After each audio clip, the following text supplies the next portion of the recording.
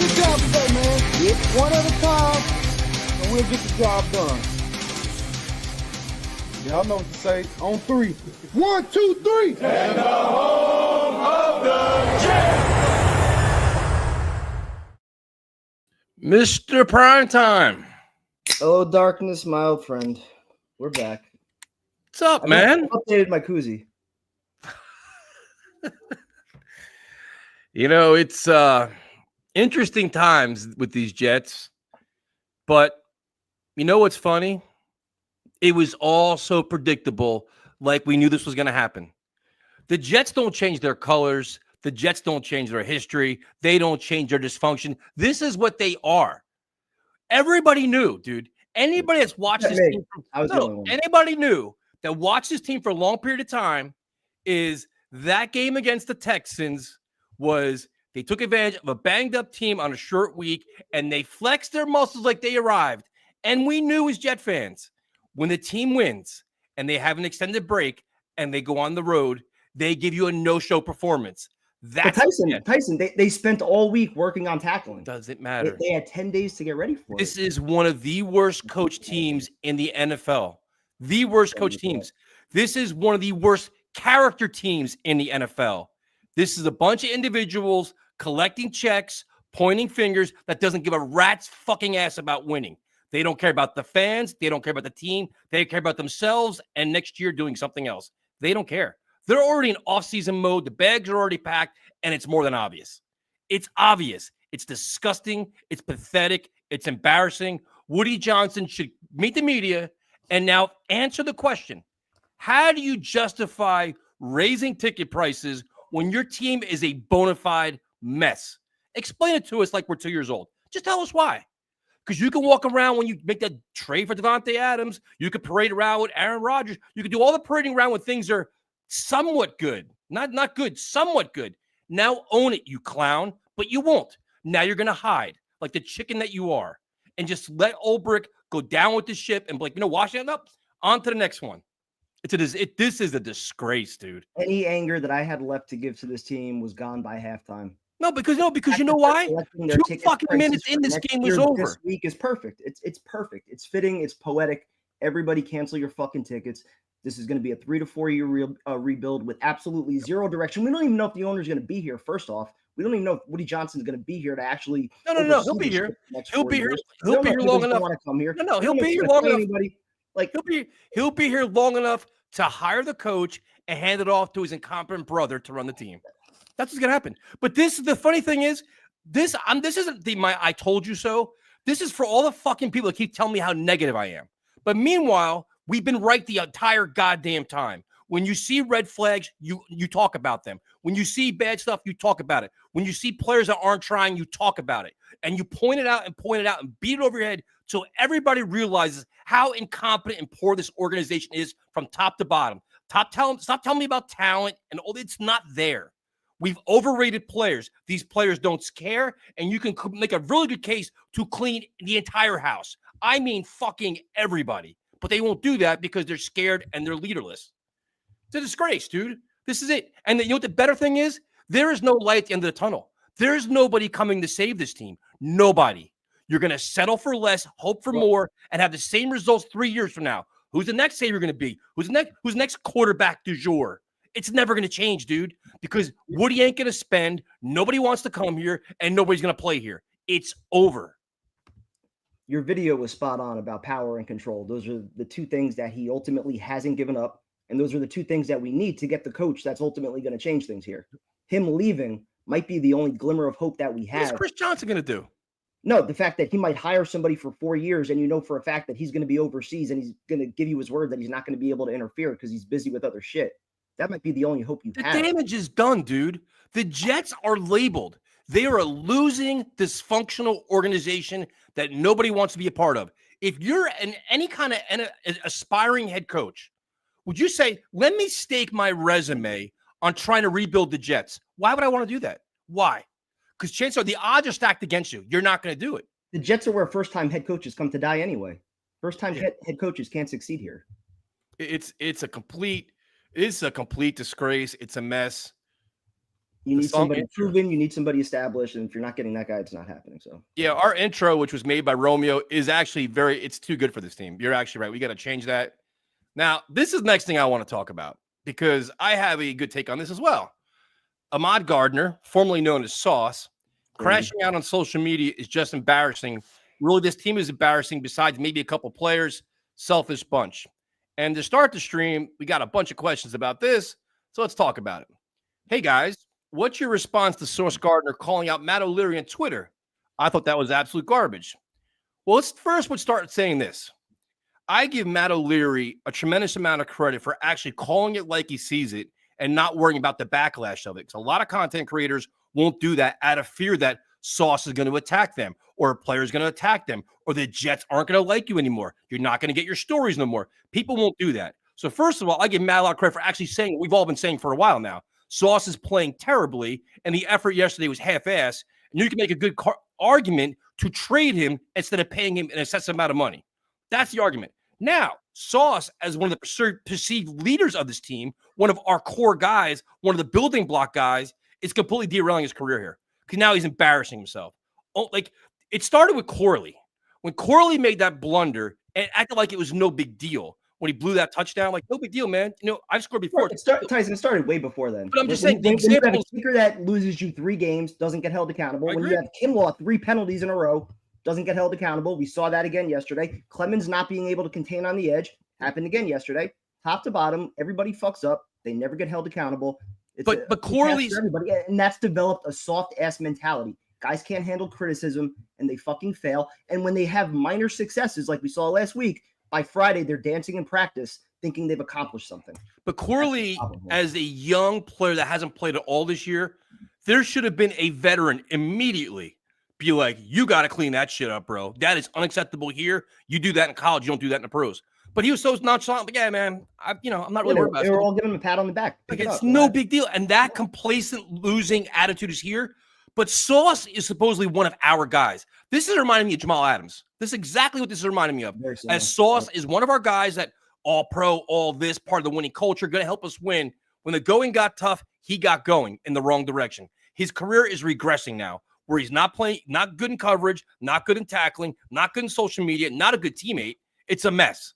And he doesn't care. And now he's attacking fans. It's so similar to Jamal Adams. Like, is he a building block now? He's part of your culture problem now.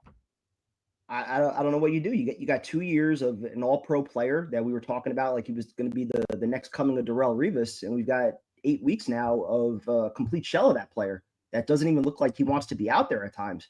I said a few weeks ago maybe he's injured, but if it's not an injury, you got to question just the heart and the character of a player at this point that's going on social media when the team's 3-7, calling out fans and not even taking accountability for how bad he's been with tackling. Like, just own that shit. You'd get a little bit more respect if you just owned it, because it's obvious. You watch the tape. The missed tackles are there. The team had 20 of them yesterday, tying the league high, which was set by the Jets in week 1 against the Niners. It's all on tape. Just own that shit. Bro, They're so soft. What you saw yesterday was a team that quit and didn't care. Tackling is about effort, about intensity, about pride. It's about wanting it more than others. And the thing is, it's just like the Jets, for whatever fucked up reason, got gifts from the rest of the NFL. So you know what? You win this game, for as bad as you've been all year long, and you don't deserve this chance at all, you win this game, you're back in the hunt. With the Colt game could actually mean something. Know what they do? They slap us in the face with a bullshit performance where they were just lifeless. They literally checked out like, you know what? We're just here to get a check. Here to not get fined. Like you were saying before the show started, two minutes into the game, you knew exactly the direction this game was going to go in. We have seen this game way too many times where the team has extra time to prepare and they come out and they look absolutely lifeless. And I'll say this. I blame a lot of this on Aaron Rodgers. I do. Aaron Rodgers, he touted himself as the leader and the answer for this franchise and carried himself that way all throughout training camp, all throughout the preseason, all throughout his rehab. I'm going to do this. I'm going to do that. I'm going to do this.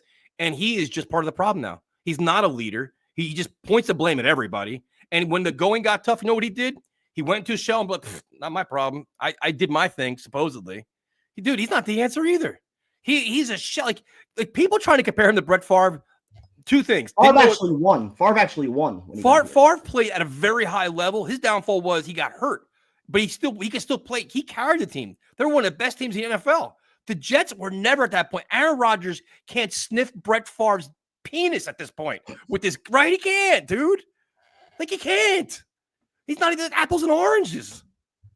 Favre was light years better than Aaron Rodgers ever was here. We were actually talking about it during the stream yesterday. The Jets were in the Super Bowl conversation after they beat the Patriots and then the undefeated Titans. They were incredible. Hurt his shoulder or whatever. Yeah, that 6-touchdown game against the Cardinals that one game. Yep. That team actually looked legit at times. Yeah. Yesterday was. This is it, dude. And they're literally a rudderless ship that. And you're getting trolled by former players on social media, Mike Williams. That was just a fitting way to start the stream. But but Aaron Rodgers deserves that. He deserved it because he's burying everybody and he's playing like shit himself. Like part of the problem is, dude, he can't make throws. You have an outdated offense that he can't even run. His accuracy is gone. And the one player they brought here to save the day for him, he can't even connect with Devontae Adams. I don't know if you remember Any Given Sunday when Lawrence Taylor, he was talking to Jamie Foxx about leadership. He's like, you led, but did anybody follow? That's like Aaron Rodgers right now. I think he's trying to lead. I think he wants to do well. They don't believe in him. But nobody's following, and that's the problem. Prime time. Body language sets a standard that's just guys don't care. No, it's not even the body language. We're talking about the energy also. Like two times in 4 weeks with your season on the line, you're talking about the lack of energy. That's a reflection on you. But you know why it is? Because Rodgers talked the talk and the Jets told everybody how great he is until he actually had to play. And they're like, wait a minute.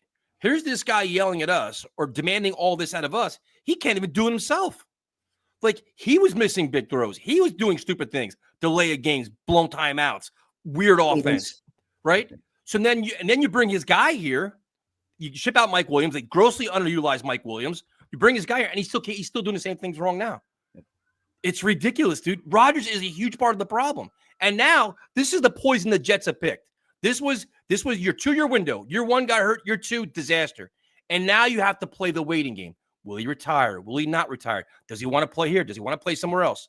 And it's going to be an enormous problem to try to build your team with a new general manager, new coach, because nobody's going to want to deal with that at all. How are you even going to hire somebody if Rodgers' decision is going to drag into March? Who's going to hop on board for that? Nobody wants to come to the team Aaron Rodgers on. Nobody. So next comment, Derek Carr would have been perfect for the Jets. He's hungry just like the Jets. He would have gave you more than Rodgers. He would have. I mean, he's not a great quarterback, but you would have got a much better effort, probably a better leader, more cap space, less compensation you would have given up. But I mean, so yeah, we'd have 4 wins right now. Yeah, I mean, it's not like he's a long-term answer, but I mean, I think a lot of it also is the coaching. You have horrendous coaching here. Saleh was terrible. Ulbricht's terrible. Hackett, Downing, Carter. It's all been a mess. Romeo asked a great question during the stream yesterday. What percentage do you attribute blame for, just ownership, GM, coaching to players? If you got to, divide up 100%, where would you divide that up? And what would you put the most blame on? Woody Johnson. Because last year he completely blew it. When Aaron Rodgers got hurt, he forced. Well, there's 2 things.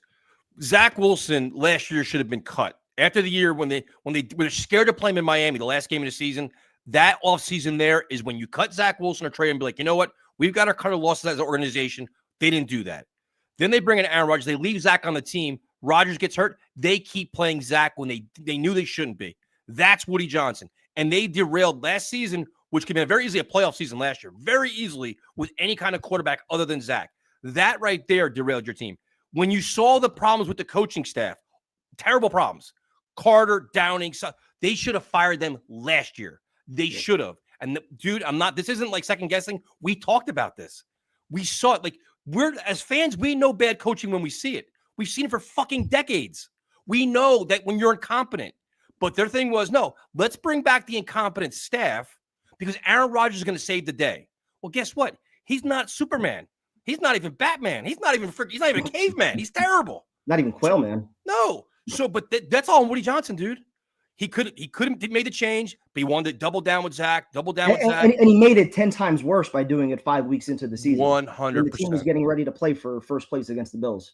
Couldn't have timed that shit any worse. Because he was panicking. He was panicking for ticket sales. He was panicking for the primetime games, the embarrassment, all the money he's invested, not getting no return on his investment. He didn't know what to do.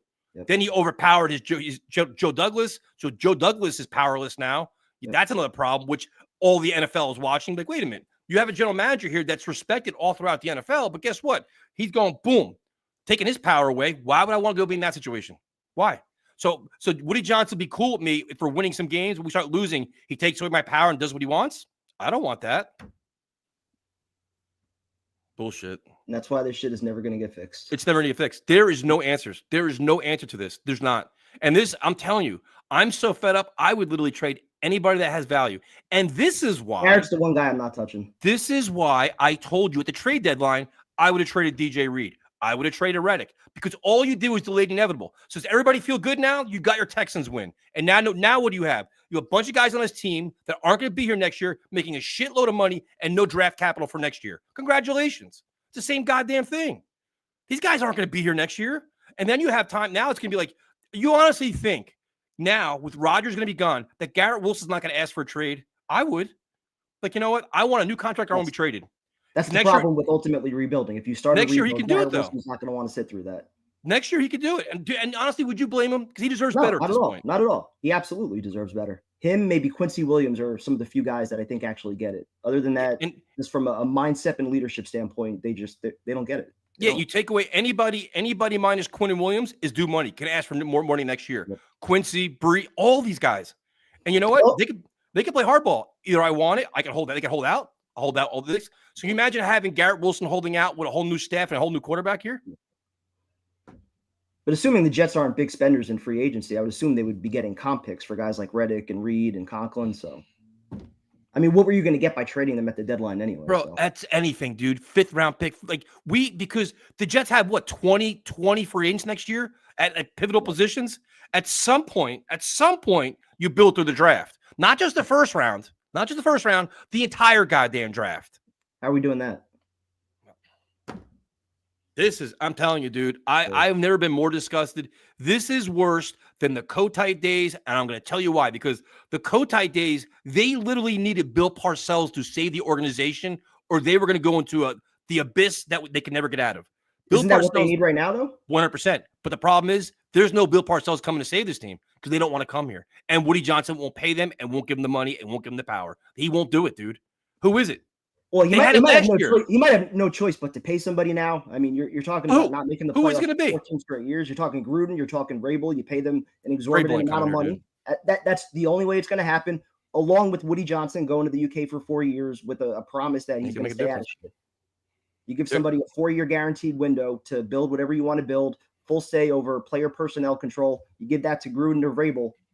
Maybe you convince them to come. Vrabel ain't coming. That is the only hope for saving the Jets. Why? The only hope. There is no why Vrabel's going to have. Say there's going to be what? Let's say it's 7 job openings, 6, 7 job openings every year. It's at least that many, right? Of all the jobs, the Jets can be the worst one to have. Because it starts with bad owner, no quarterback. Why would I want to go there? And the dysfunction and the losing. And you literally know it's a losing culture. Like you have to come in and teach this team how to be adults, how to compete, how to win, how to handle winning. It's like you're building a fucking high school program here. Pretty much. Right? But that's how desperate it is. And your answers are nowhere to be found. Like Gruden is probably the only guy. Brian Flores, maybe. But I'm not sure if Brian Flores is established. Gruden is Aaron Glenn. Yeah, I don't trust any of the first-year guys. I keep seeing Aaron Glenn's name getting thrown around. Why would Aaron Glenn want to come here? Like he deserves better too. All these guys, and you said it in your video, the Jets tarnish reputations. For a guy like Ulbrich, who was well-respected, a possible head coaching candidate at the end of the season, look where he's going to be now. He's going to get fired. Maybe he'll get another defensive coordinator job. But that's the whole thing. Like they've gone backwards since he's taken over. Like Aaron Glenn is in the perfect spot right now. He's with one of the best teams in the NFC, in the NFL, that you can pick the job that you want. And if you don't want, if there's no job you want, you know what you do? You stay in your position and you keep winning, like Ben Johnson did last year. Unfinished business. I want to stay because you know what? I want the perfect team with the perfect quarterback, or I'm not leaving. Aaron Glenn could love the Jets. Great guy. One of my all-time favorite players. I don't want him coming here because I don't want him to get destroyed here. Like, you need a guy that's been there, established, that walks in with instant credibility. Where he walks in, the players are like, oh, shit. Like, we know we can't fuck around now because he will trade us, get rid of us. No first-time coach is going to have that power. I honestly think the rebuilding job is too big for a first-time coach anyway. I completely agree. Changing this culture around takes somebody that's actually been there, done it, that's won, that's established, that has instant credibility as soon as they walk in that locker room. 1,000% agree. But that also applies to general manager, because this general manager is coming into the Aaron Rodgers disaster, potentially some cap issues, and then all these prime players that are going to want big-time money or be traded. Garrett, Jermaine Johnson, Sauce, Brees, Quincy Williams will be up for more money. All these guys are going to be sitting waiting like, all right, pay me. I'm an all-pro. I'm a Pro Bowler. So you need a competent, high-level general manager that's been there, done that, dealing with that, and you need a first-time head coach that has to deal with that too. Deal with all these personalities. It's never going to work. It's never going to. There's no answers for this team. There's not.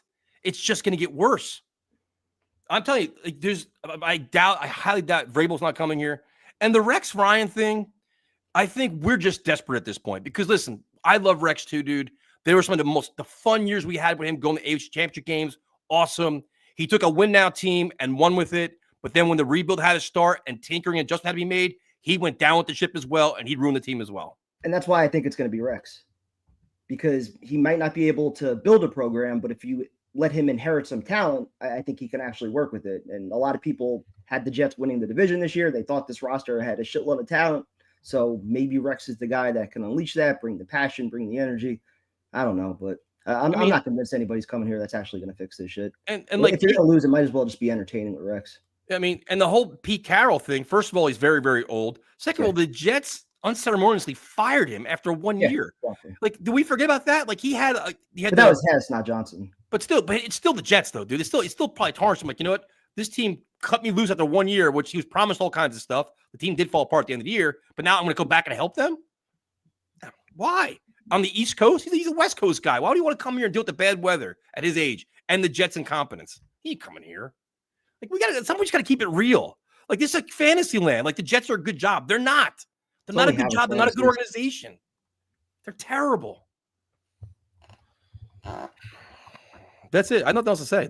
Just yesterday was it. I expected yesterday. They didn't disappoint me. I realized they're the same old Jets. I didn't expect that, though. Dude, that's what they do. This is dude. 2 minutes into the game, I'm like, this game's over. That's it.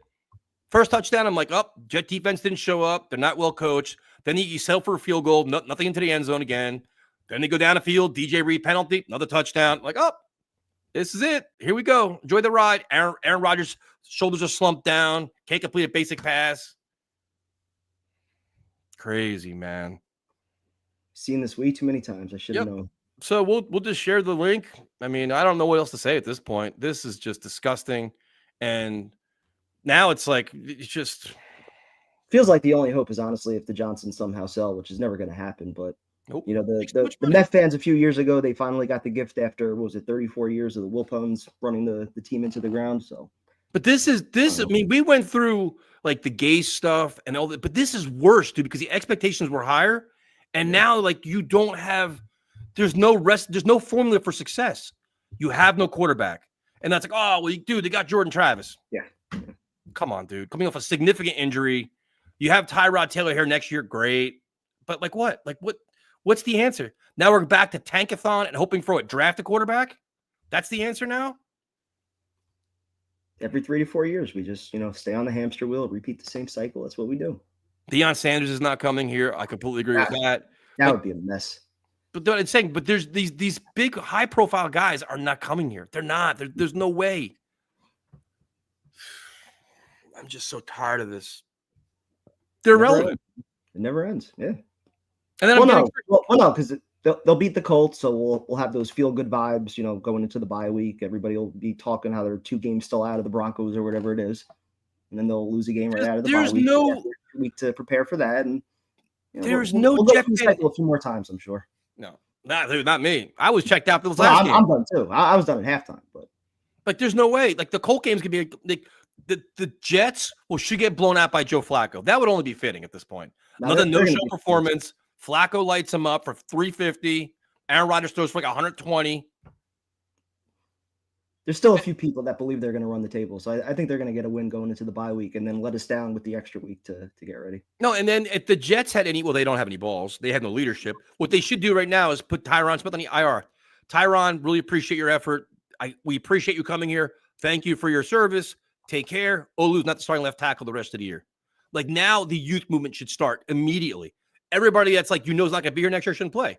But you know why you won't do that? You're a lame duck general manager. Save some money though. Bro, this is just makes sense.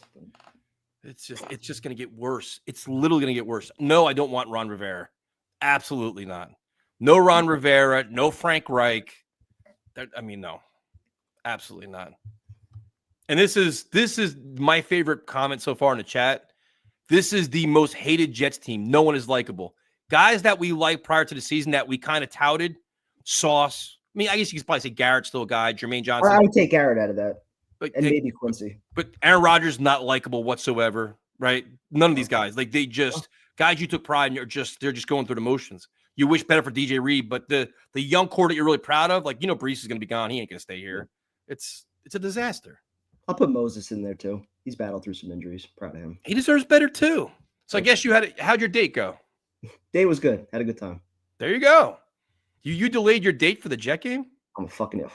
I showed up and I was like so pissed off. I was actually venting about the game for like the first 20 minutes. Probably turned her off, but it was a good time though. Yeah, Doug Peterson, no thank you. But that'd be a guy that they'd probably interview. I mean, that would be it. Doug Peterson, Mike McCarthy, complete disgrace. And what sucks is if you do hire the wrong person and Woody Johnson's overseas, you're going to be stuck with that guy for 4 years anyway.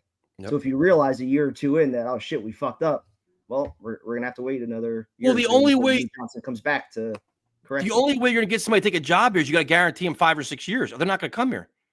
Because like you're literally putting your NFL reputation on the line by coming here. If I'm going to do that, I want to get excessively paid, and I want all kinds of guarantees that I know I can just sit back in 3 years and get paid while the Jets hire somebody else. That's what I want. Yeah. You both had legit questions on Joe Douglas year one. I called it on Sal in 2023. Any realist was shamed by a lot of fans. Listen, man, I'll say this: as fans, and we all as fans, we don't like being right about that kind of stuff. Like, you want to believe in something. You want to believe in wins. You want to be positive about your team. Like, nobody's like, you don't want to go into Sunday like, I hope they lose today. Like, you want to have a successful year, but you can't ignore certain things. You can't. But right? Look at some of the early signs from the draft to free agency. Even that first draft, Becton over Wirfs, and the rest of the class, Mims were complete bust by year two. Carl Lawson, Corey Davis, the list of free agents goes on. It was pretty obvious in year one that Joe Douglas was kind of overmatched. He got the pass for the 2022 draft class. That was viewed as the building blocks of the future. We're going to build around this. And slowly but surely, guys like Sauce and Brees, they're kind of regressing here. Yeah, I mean, Joe Douglas, just based on his first round picks and his coaching hire, should be fired. When you bomb out on Beck, you bombed on Becton, Zach, and Solid. That's adios. How many whiffs does he have on left tackle? Dwayne Brown, Becton. How many whiffs do you have in free agency? Tyron Smith. Mike Williams. Wide receivers, Rashad Perriman. Carl Lawson. There. Corey Davis. Lazard. Randall Cobb. Joe Douglas, what he did was he took a very good defensive line and destroyed it. They did a fucking liability, dude. It's just... And again, we're watching the same problems week after week. We're seeing Kinlaw penalties week after week. We're seeing Clemens get burned on the edge week after week. It's the same problems, and they're not getting fixed. Yep. It's just crazy. And I saw this one. The Quincy Williams stuff is disappointing, man. Starting attacking fans and stuff like that. Quincy Williams has got to be better than that. He is literally one of the leaders, one of the bright spots. Yeah, him, Sauce. There's like the Jets right now. I know Sauce did. I didn't see Quincy did. But at some point, just cut your losses, man. Like, you're not going to win social media when you've lost all these games. Fans have spent all this money and they're getting no return on their investment, and it's another year, no playoffs, and you're out of it in November. Like now, the Jets should hire Rex at the bye week. If I was going to hire Rex Ryan, I would have did it 2 weeks ago, because get him in the building, let him clean out all the shit that's in here, which But you did it before the trade deadline, obviously, because then you can start weeding out before that, which they're not. But if Rex is truly your guy, bring him in tomorrow. I don't care. Yeah, Who does it matter? I wouldn't be shocked if they did it at the bye week, though, honestly. Give him 2 weeks to get ready for his first game. And you can figure out what's actually on your team, what fits, what doesn't fit, and next year you can start cleaning house. But it's just. But then you're also committing to him for next year as well, and you're taking yourself out of the. Well, I mean, I think what you do. Not that they're going to get anybody anyway, but. Well, the thing too is like right now, if the Jets were competent, which we obviously they're not that. This is thinking like a real organization, which this is, clearly hyperbole at this point. But they should reach out to John Gruden. John Gruden, are you interested? What would it take for you to come coach the Jets? I want $15 million a year for 6 years. All right, we're not gonna pay that. You're out. Boom. All right, done. Mike Vrabel, what's your level of interest? You interested? Nope. All right, boom, out. Rex, come on in. You make those calls because you have an interim head coach. It's not making Ulbrich look bad. Everybody knows he's not coming back next year. Yeah. So put your feelers out now. There's no sense waiting. Gruden's sitting there spending hours on YouTube breaking down game plans, probably more than Salah's ever done in his entire life, or Hackett for that matter. But find out now. Why not? No, you're absolutely right. Get a head start on next year. Let whoever it is that it's going to be get a head start on just evaluating these guys, clearing house if need be, releasing some players. Clemens, Kinlaw, they should be gone already. I wouldn't be opposed to it. Tyson, what's the point watching the Jets anymore? Now it's purely it's for comedy relief because now you just know how bad it's going to be. And now you just want to see who's really quitting. Maybe you watch some young players. You watch Olu play, see if Corley's anything. Other than that, there's really honestly, to be honest with you, Caleb, I want to see Tyrod Taylor play. That would be fun for me. Let me see what Tyrod can do in this offense because I know Aaron Rodgers can't run it. That's not going to be fun for me. Why not?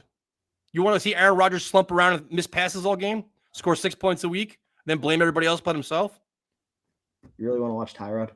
No. Yeah, I do. I'd rather watch Tyrod right now. Rodgers might give us a better chance at a draft pick, though. But at least let's just see. Maybe we can watch what the offense could be with a real quarterback. We don't have one now. We have guys to shell himself.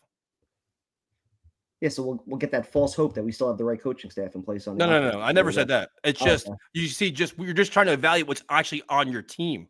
Okay. Because knowing the Jets, Tyrod will have like 4 great games, and then they'll give him a 2-year extension. Well, that's more than the head coach. Well, that's more great games than Aaron Rodgers had. Not wrong. I don't care, dude. Like the Aaron Rodgers thing's over for me. I'm done seeing. If he never plays again for the Jets, it wouldn't bother me. I wouldn't even care. He could literally say today, like, "Oh man, my calf's kind of tight." No problem, dude. Take 4 weeks off. Sorry. All right, take care. Adios. So sad. He was genuinely probably like the most likable player that I ever covered at training camp. Yep. The fact that we're here 10 weeks into the season is it's mind blowing. It's a joke. Like the effort they gave yesterday just reflects what this team really is. A bunch of quitters, a bunch of frauds that don't care about anything but themselves. They're soft. They can't handle adversity at all. They can't handle adversity and they can't handle success. Nope. They can't handle anything. They have no identity. They have no face in a franchise. They have no leadership. They have no accountability. It's a rudderless ship that's sinking. Yeah. Why not? Like, why not? What, dude, you have 3 wins. Your season, you just scored 6 points, right? Like, what could possibly, if anything, I want Rodgers to be benched so he doesn't get hurt and we're stuck with him longer. Embrace the rebuild. Either way, they're stuck with the cap hit. So Mike Williams trolled the Jets by using redline in his comment, redline, which is perfect. Good for him. I like Mike Williams. I thought they grossly underutilized him, and now it just shows you that there are guys in the locker room that are unhappy with Aaron Rodgers, but nobody's going to say anything because you don't want to upset the little Jets apple cart right now. We deserve to get mocked. He does. So, all right, prime time. I think it's out of my system. Only 33 minutes. Anything else?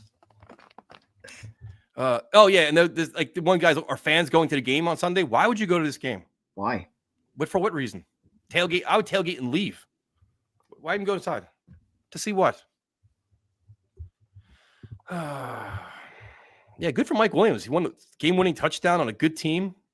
Lucky him. Literally like 10 minutes into the stream. Brutal, dude. Brutal. Let's start out with Johnny. What's up, man? My brothers, what's going on? How you doing, man? Prime, nice to meet you. You too. Tyson. What's going on, brother? Me and Tyson actually did a video before the season on my channel. And first of all, I just want to say I appreciate you, brothers. I mean, you guys actually inspired me to do this channel about a year ago. There you go. Because you guys provided that much needed therapy. So I figured instead of venting to my wife, I'd buy a microphone and just vent to the Jet community on YouTube. So I appreciate what you guys do. But yesterday, man, I had to look at my phone and make sure we weren't in the year 2023, man. Oh, it's brutal. Because it's the same shit that we saw last year, except we got Aaron Rodgers at quarterback this year, man. It's crazy. Here we are. Worse than last year. Worse, right? Because the expectations in the roster actually was improved, right? So look at the defense. The defense is 10 times worse than we ever seen here. Don't even get me started with the defense. At least we had some false hope the last 2 years. They were what, 4-3 after they beat the Giants last year, and then 6-3, right, the year before that. So you had a little bit of hope early in the year. And we were actually 2-2 at one point in the season, right? We're 2-1 this year. Yeah, and remember that whole week before the Buffalo week when we had an opportunity to take first place if we would have won that. Yep. How far away does that seem now? A decade. Isn't that crazy? Here we are before Thanksgiving, and pretty much the season is over. I can't believe it. I really can't believe it. But it goes back to what we said in the beginning of the year, Tyson. I knew that this team's downfall was going to be this coaching staff, man. I knew it. I was just hoping that the players that we had on the roster, Aaron Rodgers coming back from injury, was going to be able to mask all those deficiencies, and it didn't. It didn't. This season was lost last year when they didn't fire this coaching staff. Bingo. And it's like I say constantly on my channel, if you want to cook a gourmet meal and you got all these nice ingredients, you got to get the right chef to put it all together and chef it up. And we just did not have that. And what happened? We allowed this piss poor coaching staff to come in and run it with these guys. And what we all thought was going to happen happened. And then they fire Robert Saleh, and we expect an interim coach, a defensive coordinator to fix this mess. And realistically, he doesn't know how to fix it. He's a byproduct of Robert Saleh. Yep. He's in over so the only thing that we were all hoping for was that he would provide that much needed spark, right? We've seen other teams, play inspired football after their head coach was fired. Last year we saw it with the Raiders. Yep. Yesterday we saw it with the Saints. Yep. They fired their coach last week. They play inspired football. They beat the Falcons, but we're the Jets. We can't do that shit. You can't make it up, man. But that's an indictment on the locker room, though. That's the indictment on the leadership and the locker room and Aaron Rodgers as a player, where the adversity struck and nobody rose to the occasion. And the other thing was they grossly overestimated what Aaron Rodgers was as a player. He's nowhere near what we thought he was going to be. He's not even average. He's mediocre, right? Like, he's inconsistent. He's missing easy throws. For every great throw, he's got two. You're like, what in the fuck was that? Yeah. Right? Like, this is like our expectation was high level Aaron Rodgers play, not the vintage Green Bay, a step down from that. We're not even getting that. We're not. It's terrible. And as bad as he was playing the ball, his leadership and everything else is 10 times worse. We're getting a 40-year-old version of who he is 100% as a player. Think about how far we've come since that speech from Ulbrich on Hard Knocks where he was breaking down the Rodgers throw. Like, we've got that guy. Only he can make that throw. I'm telling you, you can't make it up. I mean, players come to this team and coaches, and they come here to die, man. They put on a jersey here, and their career takes, a turn for the worse, man.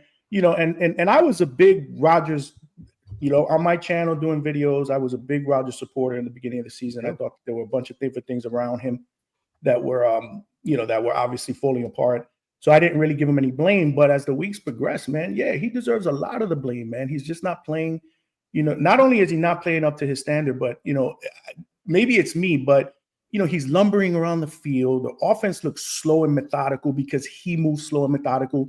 When they aren't calling timeouts, so that they don't get delayed game penalties, they're still taking their time. And in fact, they should be trying to go a little bit more up-tempo, trying to get the flow of the game going, especially early. I mean, I don't understand it, man. I really don't understand it. Well, it's very simple, dude. He talks about setting the standard. He doesn't set it himself. Like, you can't demand the best out of everybody when you're not giving your best effort yourself and producing what everybody expected out of you, right? Like, that's like somebody keeps yelling, go do your job. Bro, you're not even doing yours. Like, I'll worry about my job. You worry about your job. So now the question for you, it's a simple question. How do you fix it? What's the answer to get this team back on track? You don't. I mean, at 3-7, the season's pretty much over. I mean, you're saying going forward. Obviously, Douglas is fired. Ulbricht's fired. So, but what's your remedy to fix this team?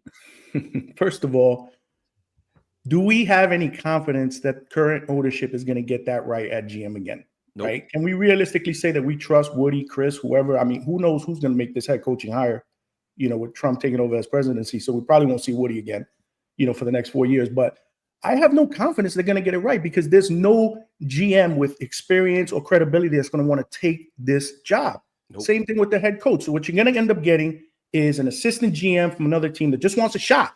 Bingo. They'll jump on the bandwagon because they want an opportunity. You're going to get a coordinator, again, another defensive coordinator who wants a head coaching job. The only guy with experience that will actually be crazy enough to take this job is Rex.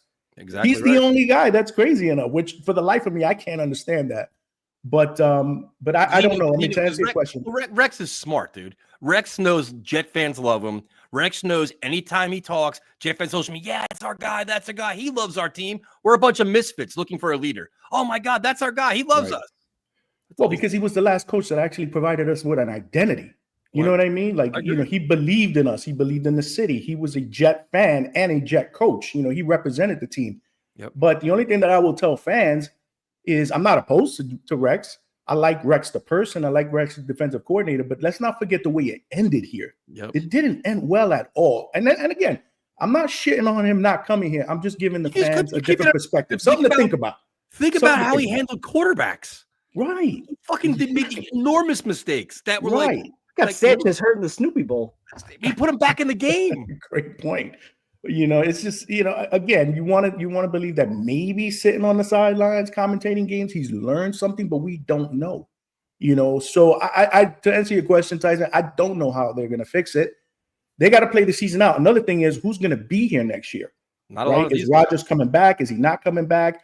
Do Jet fans even want him back? Nope. I mean, I don't think that even if he wants to be back, he's not going to want to come back and play for a new GM and a new coach that clearly is going to want to rebuild. Well, no, he's going to if he comes back on his terms, I'll come back if you give me this guy and this guy.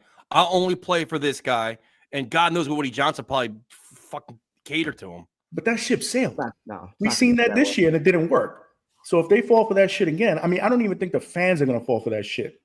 The way they did this year, man. It's just crazy. It really is, man. And for the fans out there that actually think, that there's an opportunity at 3-7 to make the playoffs because they're mathematically not eliminated. I mean, let's stop. I don't do mathematics. There's a reason why math was my worst subject in school. Okay, I don't do math.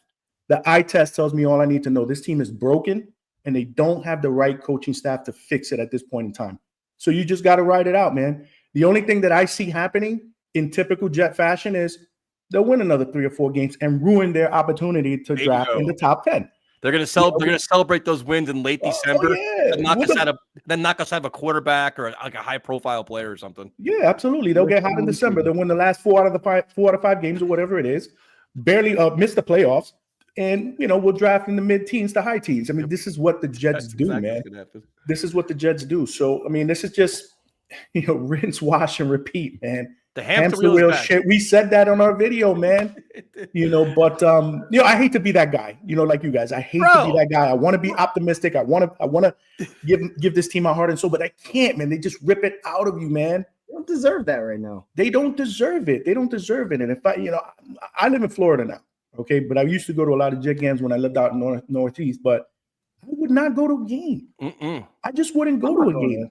I wouldn't support this shit show because that's exactly what it is, a shit show. And the defense, don't get me started on that. Yeah, but they're not even that. Like the game experience, why do you want to waste your time in the traffic, this, that, and just sit and watch dribble when you can sit at home and watch better football? Like when you watch the Jets, it's like watching the worst college football game of the day. Then you watch the rest of the NFL, and it's like watching Alabama play. Or maybe Notre Dame, right? Prime time? Do you want to discuss Notre Dame, Florida State? We'll talk about that later. Oh, boy. Johnny, thanks for calling in, man. We appreciate it. I appreciate you guys, man. Have a good night. Good talking to you, man. Yep, you got it.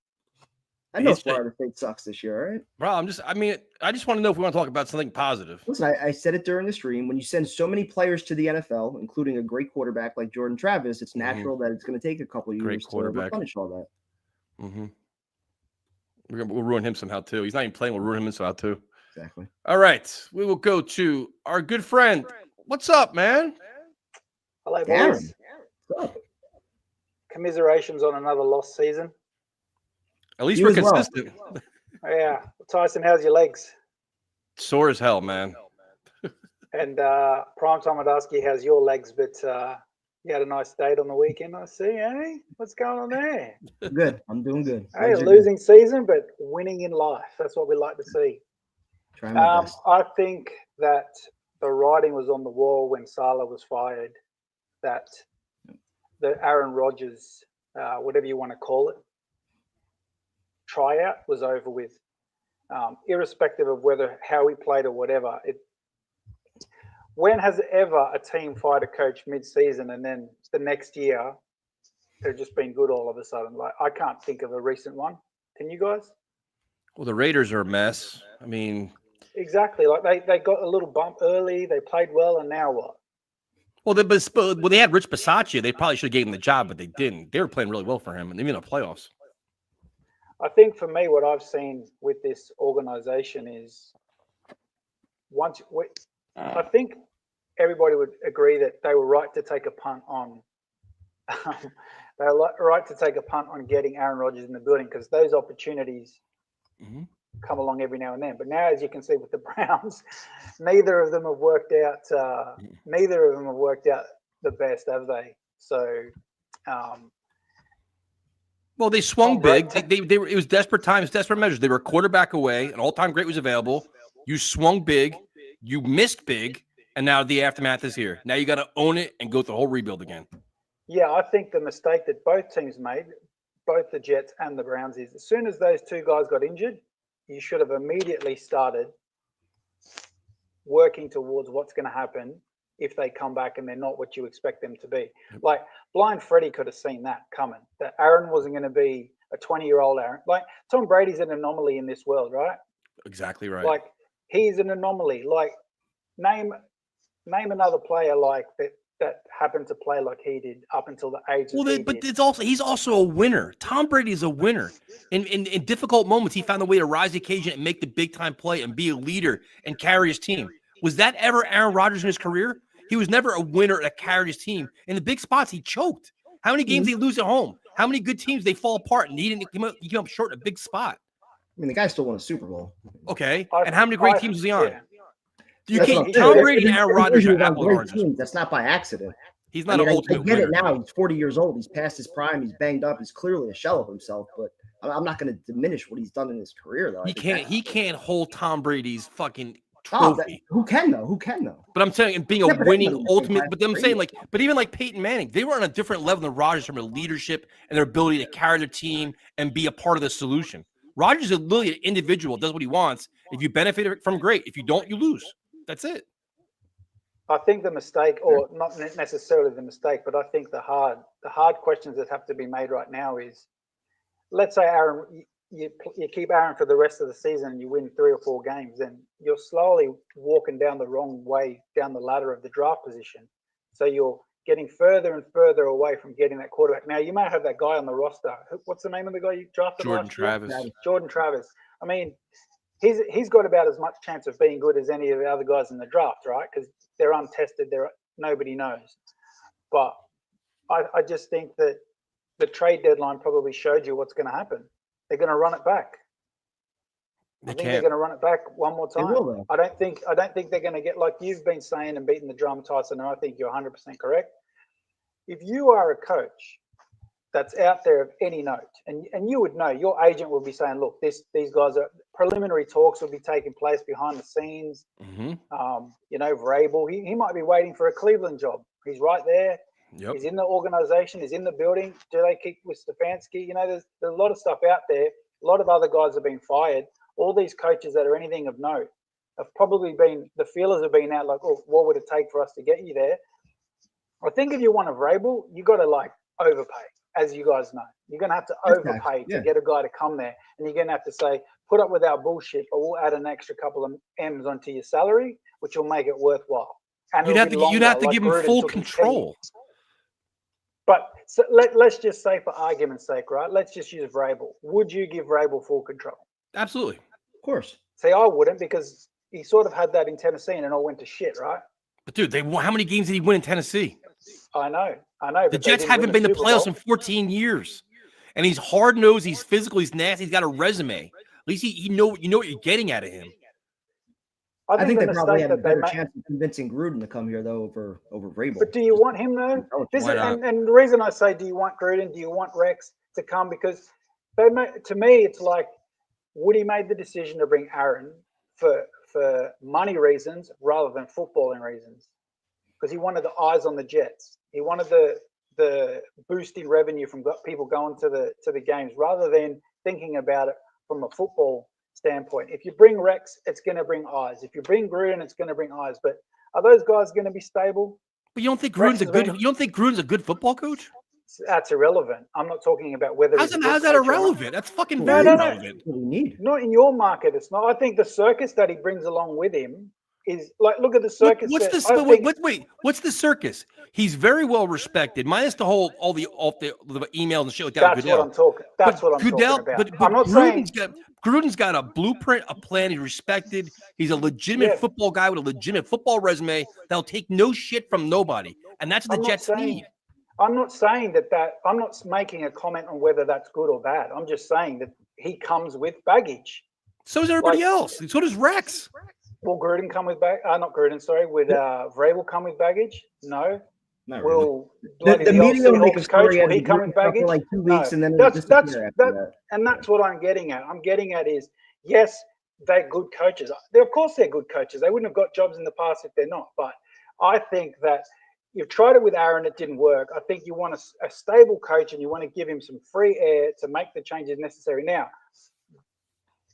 are you going to go with a coach first, or are you going to get the general manager first? General manager as you guys what if know, you're getting well a and coach truly, that you would give that responsibility to? That's fair. I guess it comes down to how you want the team. And they want full control over player personnel. That might be your only way to get them. Fair enough. Well, look back in the most recent history of the Jets and how they've done it. Which has worked the best? Arranged marriages. That's what they do. Yeah, which I mean, in all of, I think if you brought in, what I think the Jets need is sort of like if you're going to bring a Gruden or you're going to bring a Rex Ryan in type of coach, what I think you'd want to do then is work out an immediate handover period. So you bring Gruden in, you say, you got 5 years, but this guy here, you're going to groom this guy here, this young guy, to eventually take over from you in 5 years. Well, they usually do that. They usually have that second in charge guy. You usually have that. That's ideally what you want to do, but just the Jets never win. It's kind of working in. I know you guys hate them, but it's kind of working in New England, right? Well, yeah, that's I mean, but that's the goal. It's like you have that established staff that somebody moves on, next man up, and it's actually guys in place that can win games. The Jets, they're just. I mean, I just think I don't know where the wheels are falling, where the wheels fell off.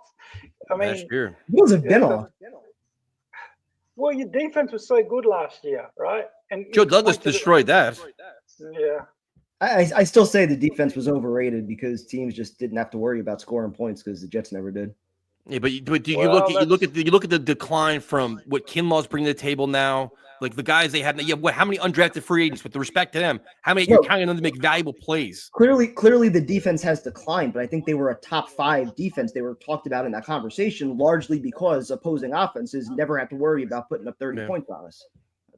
So if you had to if you were the general manager not the general manager, the owner for today, I'll ask you this and then I'll leave and let you just get on with everybody else. What is the one change you think needs to be made in the organization to put you on the right step? CEO coach. You need a big time prominent person to come in here and take over this because you need a legitimate culture change. It's like a Parcells level effort here. It is. It's just this is a rudderless ship right now. You keep Aaron or you get rid of him? Gone. Adios. Well, that would be the decision of Gruden, Vrabel, or whoever you hire. But you just know there's not. We let them make that decision. If they want to work with Rodgers for a year and then rebuild after that or retool after that, let them do it. Why would you want to? If they immediately want to start over, then start over. I'd be like, listen, man, you could either retire or we could trade you, but then we're moving on as an organization. It's just not going to work here. So what's more important to you guys? Making the playoffs next year for 1 year and then Aaron Rodgers retires? Sustained success. Or do you want sustained success? I'm with you, Tyson. Dude, sustained success. To have Rodgers back to win 9 games next year and maybe make the wild card and then he retires serves no purpose. We need a long-term vision here, like a guy that can win next year and the year after and the year after for fucking 10 years. I just worry that if you completely tear it all down, that's where you start losing guys. The few guys that you do Who have that you want to cares? extend, like a Garrett Wilson, are they going to want to sit through a rebuild? If you don't give them a taste of success, even if it's just making the playoffs, a little bit like that to show that you're maybe heading in the right direction with the proper coaching, that could go a long way. I don't want to completely start over. Look, I have zero faith in anybody leading a complete rebuild. I just nothing against Garrett Wilson. He's a great player, but there are wide receivers every year that will be within 5 to 10% of Garrett Wilson's ability. Like, he's going to want. They may not be.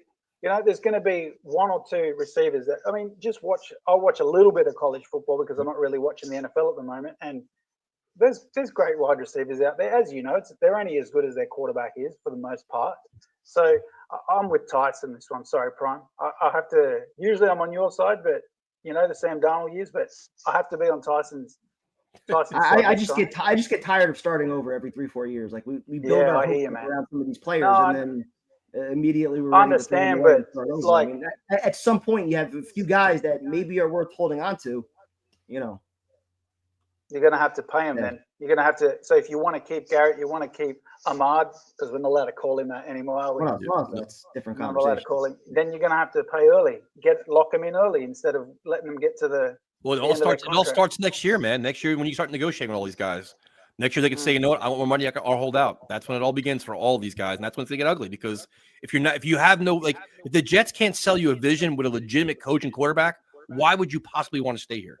You've already been through the hell of this team. All right, boys, I want to let you go. Thanks for having me on. Have a good night, man. Happy Thanksgiving to all of you guys too, because I won't speak to you before then. And a Merry Christmas and a Happy New Year. And I hope after January next year that the world doesn't explode. We'll be hiding down here in Australia, and I hope that your new president doesn't set the world on fire. Have a good night, man. We don't do politics on this show. Yeah, I mean, listen, I understand what he's saying with a bunch of things, but I mean, we love Garrett Wilson. We think he's a phenomenal player. But what does Garrett Wilson want now that he's endured all this and sees, okay, what's my future here? Am I going to get my 110 catches a year? Am I getting my 1,500 yards, my 10 touchdowns? Am I going to win? Which winning seems to matter a lot more to him than it does anybody else in that locker room. But that's the point, right? If you're talking about trying to change the culture, and he's one of the few guys that actually gets it, you don't want to lose him. But he also has to have something you can believe in. You can believe in you could be that leader and look around and be like, this program is fucked. I don't want to be a part of this. I know I can't win here. And that's why I think even if you run it back next year and you only make the playoffs, if that keeps the few talented players that you have, you're delaying the inevitable. Starting all over. It might be. You're delaying the rebuild 1 year. Big deal. Like at some point, you got to act like an adult organization. Be like, you know what? No more Band-Aids. Rip the fucking Band-Aid off. It's just crazy that 10 weeks ago, most analysts had this roster competing for an AFC championship. And now we're like, all right, let's just completely sell everything off. Well, they assumed it's not fixable with the right coach. They assumed the Jets were a competent organization, and they were grossly wrong. They thought Tyron Smith was very good. Is he? They thought Aaron Rodgers is very good. Is he? They thought Mike Williams would be a big contributor. Was he? Kinlaw, a surprising player. How'd that work out for everybody? You want to go through the list of what we thought everybody was and what we actually got? It's a disgrace. But is that coaching, or is that all these guys that? It's all of it. It's coaching is a huge part of it. But then we watch a guy like Mike Williams go elsewhere, and suddenly he's productive again. But that's coaching. But that's also the quarterback. It's also the quarterback that was supposed to be good. It's not.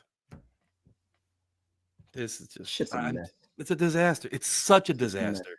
There's just no answers. What's up, Tank Man? Oh, I got an answer for you guys. Oh no. Here we go. It's back. It's the most wonderful time of the year, and I'm not talking about Christmas. We're ready to tank. We're tank mode. When you lose, you tank and tank again. It's true. Here we go. So, I looked at our draft picks. We're not in the cap is the biggest problem. And that's going to end up either with Rodgers retiring or him getting cut or trading. I don't know who would trade for him at this point, but Happy Veterans Day. Are you wearing a Top Gun outfit? No, I just got a jacket on. Looks like you have like a pilot suit on. But if you look at the only bright side about this whole collapse, if it was inevitable, is that Hassan Reddick is not going to play 65% of the snaps, so that saves a second-round pick. It's gonna be a third. And I looked at the conditions on the Adams trade, and he has to make either a first-team or a second-team All-Pro, and then that becomes a second-round pick. That's not going to happen. So we at least have, based on the props and what we've seen, it looks like we're going to have both our second-round picks from those trades. And we'll save cap space because Tyron Smith's hurt now. He's not going to make $1 million a game. There we go. Small victories. Yeah, I mean, we're buckled in here. I mean, I called in last week. I said it. I was with Dyson. I said this team's just not – I don't know how they beat the Texans. I still don't know how they did it. It's that one game every year they give us, and they're proud of themselves, and they act like they arrived, and then they come back the next week and remind us they're the same old Jets. They got to give you a reminder. Like, here's your hope. Here's where we really are. I mean, I just looking at the rest of the schedule, as long as they don't do any of that again, maybe they can win one game. No, they'll win like 3 more. I don't believe that. I think they'll win 2 at most. There's no way they win 3. No, they're going to beat the Colts, they're going to beat the Jaguars, and they're going to at least win one of the. They're not beating the Colts. No, what's going to happen is they're going to get close to like the top 6 pick. They win a game and fall down to like 12. Yep. I mean, that's possible, but they're not beating the Colts. What always happens? It's prime time Joe Flacco. He's Joe locked Flacco's in. With the way this team is covering and playing defense, Flacco's over 380. Watch. Jonathan Taylor will start running. The tank will look good. It's fine. Okay. Right. Now, what are we looking at? You're right. What are we looking at here? Okay, so we have the Jaguars, the Giants, the Titans, the Browns, the Raiders, the Dolphins, and the Patriots. Those are the teams that are currently ahead of us. The Jaguars have a quarterback. The Browns, I don't know what they're doing, but I don't know what's going on with Watson, and that's a whole other can of worms. You got Tua with the Dolphins. So the Patriots have May. So that really leaves the Raiders, the Titans, and the Giants. The Giants scare me. They're tanking. I don't know. They might win like 1. We have the tiebreaker against them with strength of schedule. So if they win 1 game, then we're tied. Well, see, Brian Daboll's tanking right now. He's keep playing Daniel Jones. If they start playing Tommy DeVito, then we have a chance because Tommy DeVito will probably win games for them. We're not getting a top 5 pick. It's not happening. To us? No, yeah. You got to believe prime time. That's all we have left. Full tank mode. It's not happening. I'm going to go on stream right now. I'm going to – it's not what we're looking for, but I'm going to guarantee a top 10 pick. I'm not sure we're going to get top 10. No, I'm that confident in my tanking abilities and my research. I'm with you on this one. I'm confident we can get at least top 10. Yeah. 7 wins. The way they're quitting, the way this team's quitting right now, top 10 seems like a good shot. 7 wins. And I mean, based on what I've seen, people say it's an underwhelming draft class that usually ends up flipping and working out in the favor. You look at like the Mahomes draft class, like the ones that people just don't expect anything from end up working out. And the great ones with Zach Wilson, those are the ones that end up nosediving. The Jaden Daniels draft class, we're not going to be a part of. We'll be the part of the ones where it's more Zach Wilson's running around. I mean, talking draft in November. We're talking draft, but even just like I didn't want to make this a whole draft call because again, it's really early. We got to see how the race shapes up. Well, it's either this week or next week. I mean, just looking forward at what we can do. Either if we get a really good pick and we're in a good quarterback situation. I don't know if it's Sanders, whether you go Milrow, if he's somehow I don't think he's up there. Ward, but. If that doesn't work out, then what's going to happen? We don't even know who's making the pick. What? We don't even know who's making the pick. One problem at a time, okay? But we're trying to find hope, prime time. God damn you. The problem is that I guess what's going to happen is that if we somehow end up with the prime time scenario where we win some games, we're going to end up in a situation where you're just going to have to. That's going to be the full tank year. Is that Arch Manning? That might be Arch Manning. The Jets will go Tyrod Taylor next year. Tyrod Taylor and next year. And Jordan Travis. And I don't know what coach is going to be there. I don't know if you can hire a coach for 1 year in the NFL. That sounds like some video game logic. Rex Ryan. I mean, you just send out whoever, some sacrifice. Knowing the Jets, they'll actually find a way next year to tank right, get the number 1 pick, and then Arch Manning will say he's staying in school for another year. Like Peyton did. Yes, exactly. Exactly. But that's the scenario we're looking at, and especially with Rodgers' cap. I mean, it's not like, you're not going to be. I know Tyson was saying like, yo, you sign a quarterback and you try to maybe re-piece. I don't think that with the cap, that's not going to work. Trade for Trevor Lawrence. Trevor Lawrence, yeah, but Trevor Lawrence is not only is he starting to get up there with Trevor Lawrence and John Gruden and win some football games. Let's go. I like John Gruden. I'm a little unsure with John Gruden, but I like where your head's at. He wins too much. I think it's kind of like Rodgers, where he won a Super Bowl like 20 years ago, and we're like, oh, it's John Gruden, and you kind of just ignore the signs of like right before he got fired, where it was kind of pointing, he was kind of stagnating around like the 500. Wasn't he have a lot of problems with Mike Mayock? Wasn't that the problem? I don't know, but the team wasn't clicking, whatever he was doing there. Maybe it was He's getting won a lot there. of games, man. I heard the Raiders fans saying it was getting there, but I mean, this call, kind of like the Jets, is just a bunch of nothing. We're just throwing stuff at the wall. There's just no organization here, kind of like the Jets. Wait. This is our vintage call. This is what we're used to. We're back to where we've always been. We get sidetracked for like 6 weeks a year, acting like we're an NFL team.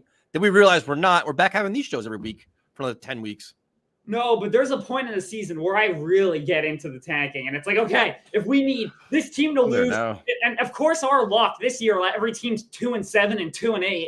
So I mean, it's just one big log jam, of course. So that of course that means that the playoffs, like I said, 9-7. Not that we're gonna get there. We're not gonna. This team. Please don't never. I have one request to the callers. Don't mention the word playoffs ever again on this channel. Please don't.